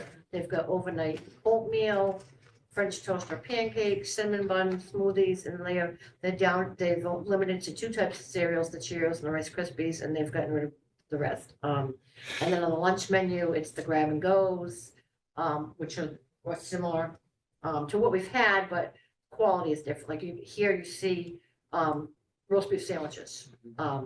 Very different from what we used to see. Those are plastic, right? No, and they actually look that thick. Yeah. Yeah. So the sizes, and it's just, the multigrain bread you can see here, the fresh tomatoes. The kids were calling that grown-up bread. Yeah. The meeting, the wellness. So, It was your meeting, that was the student. It was my, That's right. And then how did you say it? Crudité. Crudité, with the hummus at the schools, which is a big seller. And then there's still freshly made deli sandwiches. improved and more flavor on the peaches, which the pizzas, which the students were requesting. And then just some pictures here, so, you can see he's got the That's how they did the smoothies. crudité like that? That's pretty Yes, good. and the top, Individual The stuff? top one. the top Top one, one, yeah, so it's a little container, it's great. couple little It's sections. like a little, Little thing. Bento box type of thing. Terrific. It's That'd be amazing. good for the, after school, after school that we talked. We talked about that at the wellness meeting too, about maybe even creating a menu so that kids could order what they wanted after school and take it with them. Or on the team buses, like there was a lot of talk about it. Things that we talked about a couple of years ago. Right. And so the kids were talking about It's that. coming to I fruition. mean, this is so nice, though. I mean, and looking at the lovely lunches that are, Can we change the channel though, because I'm hungry? that our families pack. Just kidding, no. For the kids though, like, cause I go to lunch all the time and talk to kids and I see Yeah. these lovely bento boxes with the Exactly what different, we should be and it's really, Great, and it's all about presentation. You eat what It you, is. your eyes do. but people should know, like, Yeah. we have that. Yeah. It's free. Yeah. So, or I should say you've already paid for it, Right. so Yeah. come on in and get it. Right. It's, the quality is much higher. I like that. And he's Yeah. opened, he's opened up the salad bars, Mm-hmm. again, so more so with a lot of different types of toppings. Yeah, So they can get the standard salad and then they can add. the dressings and, all- yeah, the more and more that we can make our own dressings too, because it's like olive oil and seasoning versus Ken's Steakhouse, which is, God bless them all, but Delicious. it's not really good. Yeah, I know. I Not really, not if you eat the good stuff. Yesterday, I made lime as my dressing. Oh, that's Lime and one, put a little sea salt. But, Well, you're right. It's the simple, Yeah, so this little transportation, pomegranates. So transportation Is it- kind of goes hand in hand. Wasn't sure when we were gonna present and when we were gonna ask, so, it's a combination, so the charging station, for the electric bus is completed. We're waiting for the direct connect the of bus, energy. I mean, just need the electric Um, bus. We have The a bu- the bus, we're not really sure when we're gonna receive the bus. Right. The bus is in Boston, waiting, it's the logistics of all the. Hoping I get a paperwork. ride on it. They, before I they, leave. it's the logistics of all the paperwork. Our team of individuals who are working with us from NLX, which is the company, They don't, has you had have a to come pick change me in- up down the road. has had a changing of the guards, so our, we had to track down our new contacts, and they're actually in Rome. So, We're working on local contact. Yeah. Chair of the Alternative Energy Committee, that was not. a yes, when I satisfactory found answer out, to her. they were, I reached out to the chair of the alternative energy and said, oh, who do I call? She'll be winning that battle. Stay tuned. It was fun. We had this crew we really felt good about working with. I was like, oh no. This is a big item. This is the big item, the next one, and this was an ask, so we are short on buses. One, because we don't have the electric, which we were promised by December. So in exchange for that, we had asked if we could lease or rent a bus from First Student, which we have been doing. We told them we would only need to do December. However, we spent about $25,000 on that already. And to finish out the school year, it's gonna be about another $25,000. So now you're talking $50,000 to rent the First Student bus. Once we get it. But the actual problem is the blue. So our Bluebird, which is our spare, is slowly dying. It's ready for retirement. It's falling apart. It's old. What they ask, what they Is ask that the is, name of the bus or is it just? No, it's affectionately called the old, that's the the el- the style. elder statesman of And that's the. the make of the bus. But it's a problem because it's not, Correct. So Not it's reliable. breaking down a lot. So the ask here is if we can reach, I've reached out and got quotes for $20,000 per year, deferred until after this July 1, we could get another bus by March 1st. And that would add a 9th bus to our fleet. Because there's no guarantee when the electric bus is coming. Ray is pushing me for 2 or 3 buses, just because we're so busy. You know, he's saying sometimes we have 2 or 3 athletic trips going out on the same day. And the alternative is they're paying coach buses or other contracted services, which is costly. I mean, we just pay the bus driver's hourly rate. When we pay a bus from an outside company to transport, it's very expensive. Sue, can you explain though, the first student bus, if we got this bus, we would no longer be leasing that? Correct. So it's a savings. We no longer, well, there'd definitely be a Because we're savings, spending that money anyway. so there'd be a savings of almost, And that's been 25,000 for about half a year, or more than half a year, but you know. it's about $25,000 that we'd save, because the first student bus would go back, we'd stop renting it, we'd get this new bus, and our first payment isn't due till after July 1. And then this lease fills in for the Bluebird, which is Right. now not. Which is new technology. There's also a safety No. concern here, just FYI, to everyone. The new buses have a lot of 360 cameras and they have a lot of the stuff that. We brought this through, subcommittee. We did Subcommittee, we discuss talked it about it, yeah. at length, Okay. and we were, speaking for myself, I think we were very much in favor that this made a lot of sense from a sort of planning perspective, and that it, you know, I don't want to spend more money if we don't have to, but this made some sense to me. Yeah, we pretty much vetted. I'm completely confused about what the proposed solution is. Actually. Get rid of the Bluebird. Yeah, so, I, So it's two-part. I'm gonna go back further. I'm confused with the problem. And there's a few angles, so. We haven't done it yet. Can we start from the beginning? Yeah. So we have buses. Let's start from there and then we'll go forward. With But eight- I'm good with buses and I can't. We have eight. We have eight buses. buses. How many bus routes do we have? 8 leased buses. 8 leased buses. That's been consistent over time, right? Yes. Okay. And then we had an extra bus, the old And then Bluebird. Sue, we had an old Bluebird, We have a Bluebird, which is our backup. That's our which spare. we own. And then we It's are supposed to get one an additional electric bus. So that's 10. 10, right? Well, no, we have all right, yes, but because we haven't had that bus, So I know. we've been leasing a First two. first student bus. So that's still 10. It's 9. Well, 9 plus a spare. 9 plus the spare bus, which Yeah. was never in Correct. rotation, it's just there when one of Yep. them inevitably breaks down. Yeah, no, that's, Correct. I'm not challenging, I'm just. No, Overlap. that's. So we got, and we have 8 bus routes now. You have 8 bus We have routes, 8 bus routes. Okay, because we used to have 7 bus routes, correct, and then Eight, now we have 8. and we have the drivers to do those routes, which is Okay. even better. correct. Now, okay, so that's helpful. The idea is we don't want to have to double up routes. No, no, If one of the I buses goes think the down. 8 bus route state that we're in is where we need to be. Yes. Because the route time, at least, I'll just speak from my own personal experience, the Yes. route time for kids to get to school is much, much improved. So It's I think- better, it's a better. I think 8 bus routes works great. We have 8 buses. And there's no So- emails now last minute. Oh, it's No, gonna be we- 10 minutes late here. 10 Transportation minutes is running early great. here. But we are releasing an additional first student bus as a placeholder for the electric bus. Correct. And the first student bus, we paid $25,000 for this year, right? So far. Okay, but that's a 9th bus. Why do we need a 9th bus for Because our the 8 blue, routes? the Bluebird, It's no longer going to be. But we have 8 leased buses. 8 leased Right, buses. which means that if we're using our 8 buses and we have 3 athletic trips, we then have to outsource to Okay. get the teams to their games or where they needed to go. So we're Versus leasing the some- 9th bus to offset the athletic trips? And as a backup. in And case as a one of the backup, buses if one of breaks our down. buses goes down. But we've got the old Bluebird as a backup, but that, I understand. Not anymore.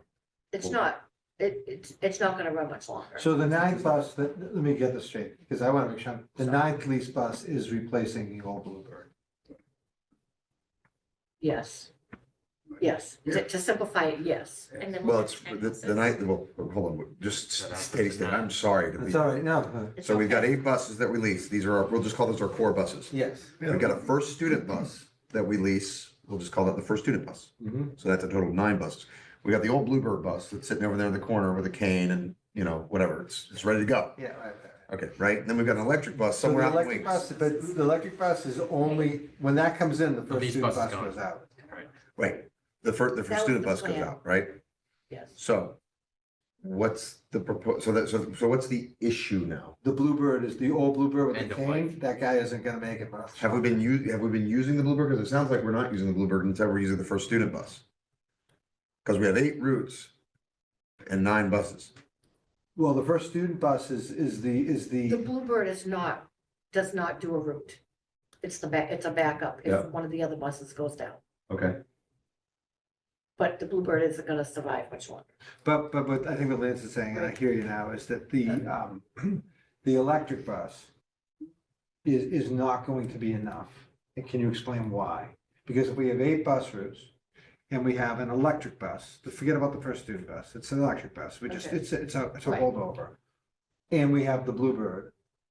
Why do we need the Bluebird actually if like, what's the need here? Is it indeed athletic trips? For the most part, it would be our after-school athletic trips. And the Or ability. if one of our buses was in the shop. Right, because the electric bus, what role will that play in the fleet? We're gonna trial it as one of the daily routes because it can't go out of town. Right. It's gonna be plugged in between morning and afternoon. But we'd still have 8 diesel buses that would go out of Yes. town. Yes. Right. So, I mean, what, the Bluebird's in 2014. And over the last year, it's had many repairs causing us. Do we need the Bluebird at all, though? Are we using the Bluebird today? If we have another bus go down, yes. So the problem is, that's what I was saying, this is the way I understood it is. We need the Bluebird to replace these buses when they go down, and the Bluebird's not reliable. So this leased bus would be our new Bluebird. Are there other options? And I'm sorry for monopolizing this. Sorry. I mean, Are there, it sounds, so it's, I guess I want to understand the idea of leasing a bus to sit in a parking lot. oh, it won't sit. It'll be driven almost every day. For all We the also athle- use all it- the athletics and all the stuff. that- All the athletics, so, Are we using the Bluebird for athletics right now? we currently have 9 buses plus the rented one for first student. According to Ray, to fully, Right. I'm just giving you his notes. To fully ensure that our needs and our routes Okay. and our sports teams are met, Ray's recommendation is we should have a fleet of 11 buses. So Okay. can I, There are- I'm gonna back up. I think from my perspective, I think we're gonna have to do a full presentation on our transportation fleet Okay, and what our needs are. And we can just start from, here's what we are, here's how we use them before we authorize an acquisition of a new bus. I don't wanna overstep on the subcommittee. Totally agree. But it no, feels it's like, fine, So you're just, basically just asking to table it until we get more. absolutely. yeah, I'd like to put that as a agenda item, because I also want to move quickly. I want to, but I'm hearing now, we've got a number of No more buses. questions. Our director of transportation, our Ray, is asking for 11. We've got 9, kind of 10, maybe 11, but one of them's dying, one of them's stuck in Boston in paperwork. Right. And I just, And we're also asking for 2 new ones for the athletics to. and then we've got a budget for 2 vans Two for vans, athletics. Right, too. So So, what's happened is, the vans are great for the smaller teams. They can't cover the big teams.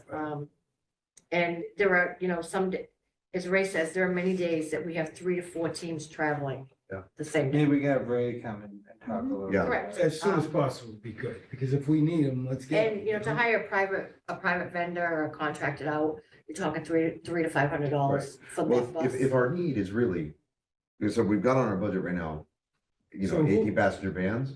If our need is really, let's get some more buses, let's get some more buses. Let's just do a holistic review of our Yeah. transportation Good idea. obligations. Especially while we're doing What capital. budget comes out of Yeah. what? Doesn't the town provide us with, if this lease was to get approved, does the town have to approve it? We'd have to figure out how it goes into our budget. We do Town capital pays for requests. Town pays for For- 8 leased buses. Yes. So we'd have to And they ask don't- them for they- that. Portion of the lease. Okay, so this conversation is hypothetical now. We need to have a full presentation. Yeah. on it. Yes, So it's yeah. going on. So, Yeah, only because we gotta know who's gonna fund it, us or them. but I appreciate you Great. bringing this to us. Yeah, no. It's a But great let's- suggestion. Yeah, let's have a more formal Absolutely, structure. and I'll ask Ray to join us as well. That'd be excellent. 'Cause I It would sounds like we recommend- I have would recommend that some happens needs. at the next meeting. Yes, let's put that on our future agenda. Okay, Okay. that was fun. So, sorry, again, I was hoping to have the discussion before the memo, because we had our meeting a while ago. Mhm. Yep. Just didn't work. So just to give you an update, facilities, they were very busy over, the last 2 months. They got power to all the new furniture in the upper and lower lobby, at the middle high school. new lighting for the walk-in fridge and freezer, because it was really dark if you ever went in there. They did some floor repairs at the middle school, and at Osgood, they did numerous plumbing repairs to faucets, toilets, drains. And Deer Hill, they were assisting, obviously, in this room here. Again, at this point in the school year, there are no areas of concern, we're on target. And then to follow are all the actually numbers printed right out of our accounting system for anyone that wants to read through them. Great. So, Ms. Owen, it seems like we combined We did. all of our bullet points into your presentation here, so I'll open it to the floor for the committee for any questions for Ms. Owen, other than buses. Any Sorry, questions from the sorry committee? that was confusing, it That's, just, that's okay, just, it didn't fall into play. but I think there's broad interest from the committee to solve our transportation woes and ensure that our kids get where they need to be on And the time. good news is, like you said, the kids are getting, Yes, the transportation's been great. it's been the best, it's been the best transportation year since I've been here. Yeah. And I mean, that's 7 years. So unless there's any further comments for the committee, I'll close off agenda block 4, budget, resource, and governance. Hearing Well, none. I just got one more comment about the presentation that we went to the other day, the school committee presentation. That was on Monday. Oh, the budget Budget- workshop. budget committee, yes, and I just want to say that, thank you to the administrators, because that was the best. I've been on the committee going on almost my 6th year now, That's true. and I got to say that was the best. Back and forth to bring, and I just want us to make sure that happens next year, Yeah. because it's like, when you get all the decision makers to, they didn't have that before. It would be like, it was like, what do you want to it? So that was just a great back and forth. I wish we had a little bit more time. Yeah. It's just, and I think this whole thing, I'd like to make sure that the committee members are aware that next year, please, this is so important. It's just from my outside looking in throughout the years. I wouldn't want to see it. The document that Mr. Keeney's referencing is a projection document of ideas based on data for 3 years from an administrative plan. Right. So here are some of the big items we want, and this is how we're growing the district. And we, as a team, as an administrative team, we look at this 3-4 times. This is our third time this year we looked at it. Yeah. So usually about 4 times a year and look at it under the scope of data, and then we prioritize it. And then it helps guide us when budgets are good, and it helps, we move things back when budgets aren't good. It's a good process, as well as looking at trimming any, unneeded resources that we have that may be important. We're doing that exercise as well. Look at Mr. Carr, because he's advocating for that. We're doing that. Thank you, Mr. Keeney. All right, so community relations reports from the school committees. We didn't get our list of subcommittees. We do have a report from the search committee, but that'll be in the next agenda block. So I'll just open the floor to any committee members or any reports in their capacity as liaisons or subcommittees.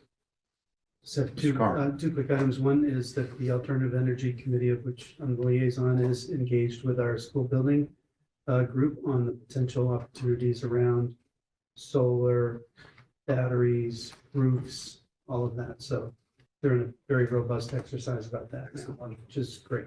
Great. The town, I'm also a monitor the select board meetings. I don't know how we got to this point, but apparently the town hall is bad enough that they have to vacate. And there's a bunch of options going around, and I think at some point we could help them in at least one category, like this, meetings at night. So as they look for stuff, we ought to just think about how do we do an inventory of resources that we might be able to make available broader than just us. This is potentially going to happen in the next, they could move out of town hall in 60 days. I don't know where they're going, but they're looking at all options around here, and so. Yeah, No, no, that's, we got to here, but this is where we are. that's helpful. I'd encourage our, obviously our administration to welcome any outreach from our towns. So Christine, you absolutely should reach out and Yeah. let's, we are one town. Let's figure out how to Absolutely. utilize all of our resources Absolutely. together. Absolutely. So, Thanks for bringing that up. yeah, so thank you. I'll also note that I received word from our school facilities committee that they are on a meeting, I think, next week, going to vote on participating in the MSBA roof replacement thing, which is different than the building replacement thing. And so that will help us, if we are approved, get funds for roofs, which we know are a pending and urgent item. So that will be at a meeting, I think, on the 30th. Any other liaison or? Deer Hill School Council met, or, well, didn't meet, but Mrs. Sullivan and I met because the group was not able to meet, and most of the updates she sort of gave in her presentation today around the Deer teams being an initiative this year, the finishing touches on this Innovation Commons, and their upcoming initiatives such as revising the school survey and the school handbook will be addressed in future meetings. So, and that the student advisory committee is continuing to meet, and that they did have a nice conversation with Mr. Cardone about the cafeteria and wanting back the new little Pressy dispenser for forks and spoons. And that the next meeting of the student advisory committee is going to talk about dismissal and arrival at Deer Hill. Thank you, Ms. Lusky. Very nice. I was also gonna ask that, if we could do a finance facilities committee meeting soon, just to kind of wrap up, what we're looking for as far as,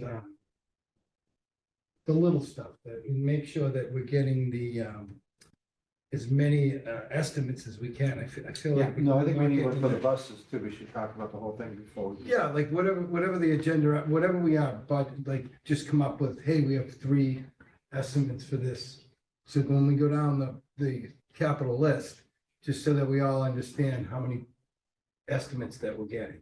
Great. And, and just encourage more companies to come forward, because that doesn't cost us any money. And we're talking about, the other day, we talked about how embarrassing the fencing is over there, right? And, Yeah, I talked to Steve Rotundi today, and he had a good idea about where the fencing should go, and there could be an ambulance that could come in, and it would also separate people from when they check in and all this. So like, if we're gonna spend that kind of money, I wanna see a fence company come in with renderings so that we can see and visualize what they see, because face it, $60,000 to $100,000 for a fence. We wanna see some renderings. It's not, I don't wanna see, it's gonna go to chain. Like, I think we should have a thought out estimate. So if you're gonna go for all this $1.5 million, I think we should try to encourage Nick and those guys to really get the estimates, because and then we can decide. Just to get one estimate doesn't really help, because I like to see different visions. Great. So that might be I a just don't see future where it all- finance and So, finance and facilities meeting is requested as soon as we can. Just to look at some of the proposals that we have, to make sure that we have enough, and if we can look to see what we have. Great. Fencing, make sure that the fence company's gonna give us some kind of a presentation of what they see, because that's what they do for. Thank you, Mr. Kearney. Okay, we'll close off community relations and communication. We'll move over to our superintendent search committee report. We'll note there are 2 agenda items here. One is the search committee report, and the other is the appointment of the search committee members. They're interrelated, but I will turn it over to if you will accept the floor, the chair of our superintendent search committee, which currently is comprised of 2 members, to give an update of where we are on the process, because a lot of work has been done. Yes, I will accept the floor. So we are moving at an accelerated pace here. And having received, Dr. Sullivan's notice that he's leaving the district. As the school committee decided last time, we have come up with some recommendations for the superintendent search committee. And that, as you will recall, includes 2 school committee members, 2 faculty members, 2 building principals, an administrator, and 3 family representatives, and finally a student. So we have filled all of those roles, with the exception of the administrator role, just because there's only one of them. So we're still trying to hash out which administrator is going to be the representative, but they will figure that out in the near future. we want the school committee to approve the recommendations that I will give to you right now. So we already had voted Mr. Dial and myself as the vice chair and chair respectively of the committee. The two faculty members that we recommend that had submitted statements, everyone that was interested submitted a statement by a certain deadline, was Mr. Levisi, who was here earlier. He would be the secondary school faculty representative, and if approved, and Miss Kara Moser, who is a fourth grade teacher here at Deer Hill and is a wonderful educator. They had both submitted statements and are very interested, so we're recommending them as the faculty CTA representatives. And the family members we received a lot of statements, so I want to make that clear to everyone. It was not easy to decide. It was a collaborative effort, but we looked at all the statements, considered everyone's background, professional experience, a lot of people that had experience, a very robust experience in education, higher degrees, doctorates, masters in ed, and held positions in education. So it was, and then obviously people that had children that spanned almost every building, or were centered in elementary or secondary. So we were trying to recommend for you, nominate 3 choices that represent sort of all elements or facets of the spectrum of what we'd want the family stakeholders to represent. And those recommendations are Miss Bree Casey and Miss Candace Hartford and Mr. Anthony Reaney. They all had submitted wonderful statements. Mr. Reaney is in education. Ms. Casey is in education. They all have students at different levels. So we have all levels of ed represented within the family representatives. So we're hoping that you will accept those. I don't want to get into too many, details as to what was submitted by, everyone, but all of it was considered. And finally, and maybe perhaps most exciting, was our student representative that was selected, was Ella Lynch, and she serves on the Superintendent Student Advisory Council. And she's a liaison. She is a member of the class of 2025 that the committee requested, and she was selected they had a selection process where the students also submitted statements to Principal Scott, and he helped us select that. He put them out nameless, so no one knew. Yep, it was anonymous. Just voted on the statement. And everyone saw the statements and they were voted on. And they were all good. They were amazing. They were amazing. I'm going to get back to that in a minute, but I just want to give, and we'll have the vote on that in a minute. I just want to give the rest of the update. In addition to sort of coming up with some recommendations for the committee members. I didn't name the principals. Sorry. That would be our high school principal, Brian Scott, and our Deer Hill principal, Alexander Sullivan. Ask for a vote in a minute, and I want to get back to our student rep too, but I just want to give you an update on what else is going on. So simultaneously, Ms. Lesky has been working to get a webpage that's linked to our district website so that we can start getting the information out there, and it's readily accessible to everyone with regular updates. Who's on the committee, who you can reach out to, contact information, what the process is, the timeline, things like that. We'll be working on generating content once we get that up and running. Should be, I don't know, what do you think, Ms. Lesky, within the next 2 weeks, maybe we will be able to get that going? Okay. Very exciting is that the job description that we all collaboratively drafted has been attached to the brochure that was finalized, that some of you have seen. That posting's live. So as of today, that is being published. It's published. It's out there. The vacancy is open for the members of the educational professional community to look at and consider and apply to. And we will be receiving applications through February 24th. During that time, the SSC will be having a first couple of meetings to figure out what their regular meeting schedule will be, and so that we can anticipate receiving all these applications and start reviewing them. Again, the major charge of the SSC, the Superintendent Search Committee, is to identify finalists, 3 finalists for our consideration at the end of this process, which is currently slated to terminate immediately prior to April vacation. Mask has also, as you've noticed, I'm sure, helped us develop a survey that has gone out to family stakeholders and staff stakeholders and asked for their input. There's been a great deal of participation there. I don't have the results. They go to Mask, as do all the applications. Mask, by the way, being the Massachusetts Association of School Committees, which is a nonprofit entity that assists Massachusetts school committees in many ways, including low-cost superintendent search consultation services, and then we engage them. I don't know if it was at the last meeting. So survey went out again today. And it went out again today. So we're going to continue that because there's no huge rush there because we're accepting applications till the 24th of February. So we want to make sure we get as much participation as possible. This SSC will also start to develop an overall plan in terms of how else to gain community and stakeholder input, forums. I was also thinking we should do a survey that's tailored to each building level.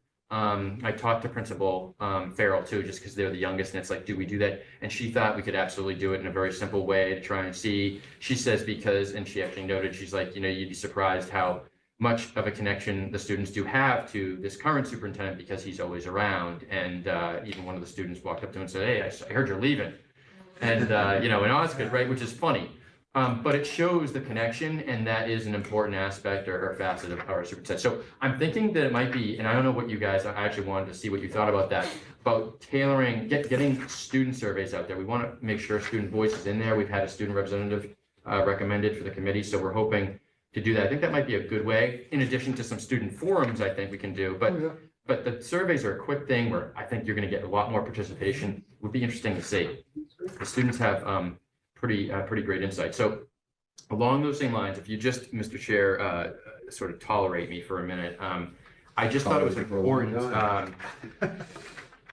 to share this statement of the student representative that was submitted. And I'm doing that for 3 reasons. Well, I already asked permission. No, I know, but before we do that, I didn't know what it was you were doing, so. Okay. Before we do that. Yeah. Because there's been a lot of content there. Yep. So why don't we, and that kind of relates to our appointment of individuals. It does. So, but before we do that, are there any questions from the committee about the process that's been going on so far, about the job description, postings, time, schedule, any of the stuff that we have covered so far substantively? If you have any thoughts when the committee gets going on timing for communications, if you want to give us some potential dates, we'll just make sure we meet those for you. Okay. Great. Other than that, this sounds wonderful. Excellent. Anything? Mr. Hine, anything from you? Any questions about the process? I think your time for 5 to 10 minutes to get the input is accurate. I could just attest to that, having provided some myself. Okay. All right, thanks. The floor is turned to you, Mr. Okay, I appreciate you accommodating this. It's important for a few reasons. One is it is insightful beyond her years, and I think provides a good overall concept of what we're looking for, we should look for in a community leader like our superintendent. It also is a wonderful tribute to our current superintendent. It's high praise, and so I wanted to make sure that the public was aware of it. And lastly, it showcases, like we always do, student achievement. I mean, keep in mind while I read this, this is authored by a junior in high school, and it's representative of the type of student leaders that we're putting out to improve communities after they graduate, right? So I just wanted to share with you. So it'll take about 2 minutes. It's a page long. So, but it's great. I wanted to share. Having been a member of Dr. Sullivan's Superintendent Student Advisory Council for the past 4 years, I was given a unique glimpse into the responsibilities of a superintendent, as well as an opportunity to get to know him on a personal level and observe the qualities that granted him success. Thus, I believe that a superintendent should strive to embody a few important characteristics: leadership, ambition, dedication, and above all, genuine kindness. First, I believe that as a superintendent leads and advises all administrators across the district, they must be able to both take charge in difficult situations and motivate faculty members to follow suit. Secondly, our superintendent must be ambitious, as a large part of our superintendent's job is to improve the quality of the education and experience of students, teachers, and other faculty members of the Cohasset Public Schools. who have ambitious yet realistic plans to implement positive change. Another trait I deem incredibly important for our new superintendent to exhibit is dedication to the Cohasset schools and the students and faculty who occupy them. Our superintendent should care deeply about the quality of the experience for all members of the Cohasset school community and should always work hard to keep that quality high. Lastly, and perhaps most importantly, our new superintendent must be kind and friendly. As I believe culture comes from the top, it is important that our superintendent is genuinely kind and amicable, as this will foster a welcoming and cooperative environment for the Cohasset School District. Friendliness in a superintendent is always beneficial to students, as I have seen firsthand.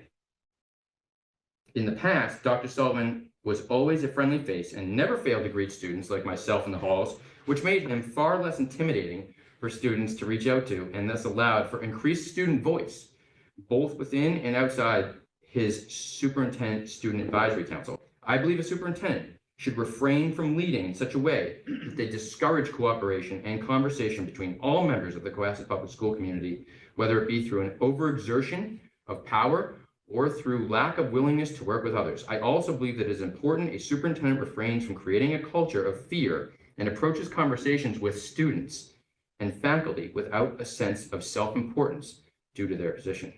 Overall, I believe that if a superintendent can embody these qualities that I have listed above and avoid the other things I have mentioned, they will succeed. So. Thank you, Ella. One question. I think this is a question for Dr. Sullivan. Did you dictate that to Ms. Lynch? I couldn't. AI. I couldn't write, well, first of all, I couldn't write as well as that, I don't think, and that was, she's a special kid. She is, but fantastic. but it shows you that, you know, this community needs to, as we seek to replace Dr. Sullivan, we need to replace him with someone that is going to retain that important connection with our students. It's so, you can see what an impact it has. Because when I was growing up, like the head of schools you'd never interact with them, right? And like a lot of superintendents don't interact with the students on that type of level. So it's so important. That's why I wanted to make sure we read that so it's in everyone's head as we go into this. That's something we cannot lose. A superintendent that retains a meaningful connection with his or her students. So thank you, Ms. Lynch, Ella Lynch Jr. in high school. So those are the recommendations for the Superintendent Search Committee. And I'd ask that the committee vote on them if the chairperson wants us to.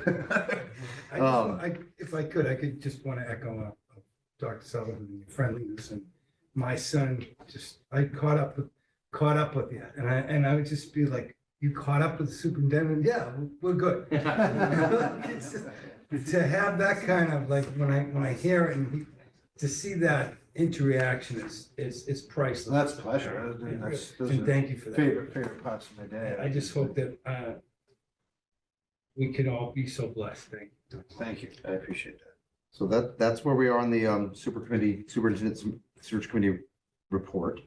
And so now we will go to a vote on the appointment of the Superintendent Search Committee members as described. Before we do, however, I do want to also express my gratitude for those who have submitted statements of interest. It is an incredible reflection of our community, the quality of applicants that we have and the interest that people show.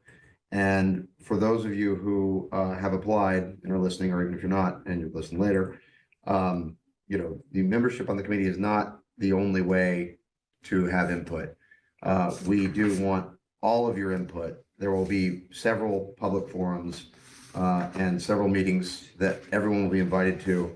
And I hope that you will, since you were planning to spend time on the committee, also spend time providing input in these forums as well. I mean, if we had a much longer time, we might have 19 people on this committee. It was really an incredible pool of applicants. And again, I express my deepest appreciation to those of you who thought to do that. And I hope that you will participate in this process as a member of the community, if not a member of the committee. So with that said, I'll just reiterate our recommendations so that the committee has them in front of them. We just have one comment. Oh, we have a comment. You do? Yes. We do. Yes, public comment. So But I think it's actually from Stephanie Saunders. The email's a little different. and then you could use an address from Ms. Saunders, but she said, so happy about the parents you chose. Thank you all. She was Stephanie Saunders. Yes. And thank you, Ms. Saunders, for participating in this meeting, and we very much appreciate your support as we move forward. So as Mr. McClellan outlined at the beginning, we had approved a search committee comprised of 11 members, 2 school committee members, 2 teachers, 3 family members, one from low elementary grades, 1 from middle high school grades, and 1 with CPEC connections. We approved a committee consisting of a student representative, 2 principals, and an administration. And so what the requested motion would be is to approve 2 things. One would be filling the seats I'll list forward, and then also empowering the committee to appoint an administration position on its own, so we don't have to wait till the next school committee meeting. So with that, I was just gonna ask for questions. So Mr. Carr. No, I was gonna make a motion. Oh, I was gonna read the names into the record one more time, just so we have that. So with that, I'd ask for a motion to approve the following members of the committee. I'm going to omit the school committee members since they were approved last time. So for teachers, we'll have Chris Lovisi and Karen Moser? Kara Moser. As family members, Bree Casey, Candace Hartford, Anthony Reamy. A student representative of Ella Lynch. Our principal representatives will be Brian Scott and Alex Sullivan. And I think that is our full list of members after we do that. So do I have a motion to approve those as members of the committee? I'll move the recommended slate by the chair and the vice chair. Motion made by Mr. Carr. Do I have a second? Second by Ms. Letsky. All in favor? Aye. All right, that is the constituted committee. The second motion I'll ask is that the committee delegate to the. Oh, well, we had a unanimous. I don't know. Anyone opposed? None. Okay, so the motion carries unanimously. The next motion I'll ask is that the committee delegate to the superintendent search committee to appoint and fill the administration seat on its own. So do I have a motion to that effect? So moved by Mr. McClellan. Do I have a second? Second by Ms. Leskey. All in favor? Aye. Opposed? None? Okay. So I think our superintendent search committee is fully functional, and it's kind of like the Death Star battle station, all fully operational. So thank you very much. It is moving at a rapid clip, as you heard from our update. So more to come. And then also, I think we'll also work on communication as well. And so again, I appreciate all the work that the members of this committee will put in. So with that, we'll close out that agenda item. There are no topics not reasonably anticipated by the chair. We do have minutes, although I'm not going to request approval for those. We'll table those until the next meeting because we have several, and I want to make sure we've had a chance to fully digest them. With that, I'll open it up to the committee members to see if there are any future agenda items. We did talk about one, which is the bus presentation, transportation overview, future needs, and any requests associated with that. Any other future agenda? Yeah, we're still trying to get Officer Taylor in to talk about teenage drinking. Yep, that is on our list. Appreciate the reminder. And the good news is teenage drinking is down. Excellent. Yes. That's good. That's good, yeah. That's the good. All right. I think it's more like awareness. The kids are out there now. It's just not as popular. It's not as pushed as much, so. Good. It's been a good, especially at the younger ages too. So again, the education's out there. Shout out to Safe Harbor. I can't be so happy that my children are on that. It's all good. Thank you for that. All right. With that, there are no reasons to go into executive session. And so I will entertain no, we're going to. Sorry. Yep. I'll entertain a motion to adjourn. Motion made by Vice Chair McClellan. Second? Second. Second by Mr. Kenny. All in favor? Aye. Opposed? All right, this meeting is hereby adjourned. Great. Thank you very much. Hope everyone enjoyed it. Yeah, this is. Um,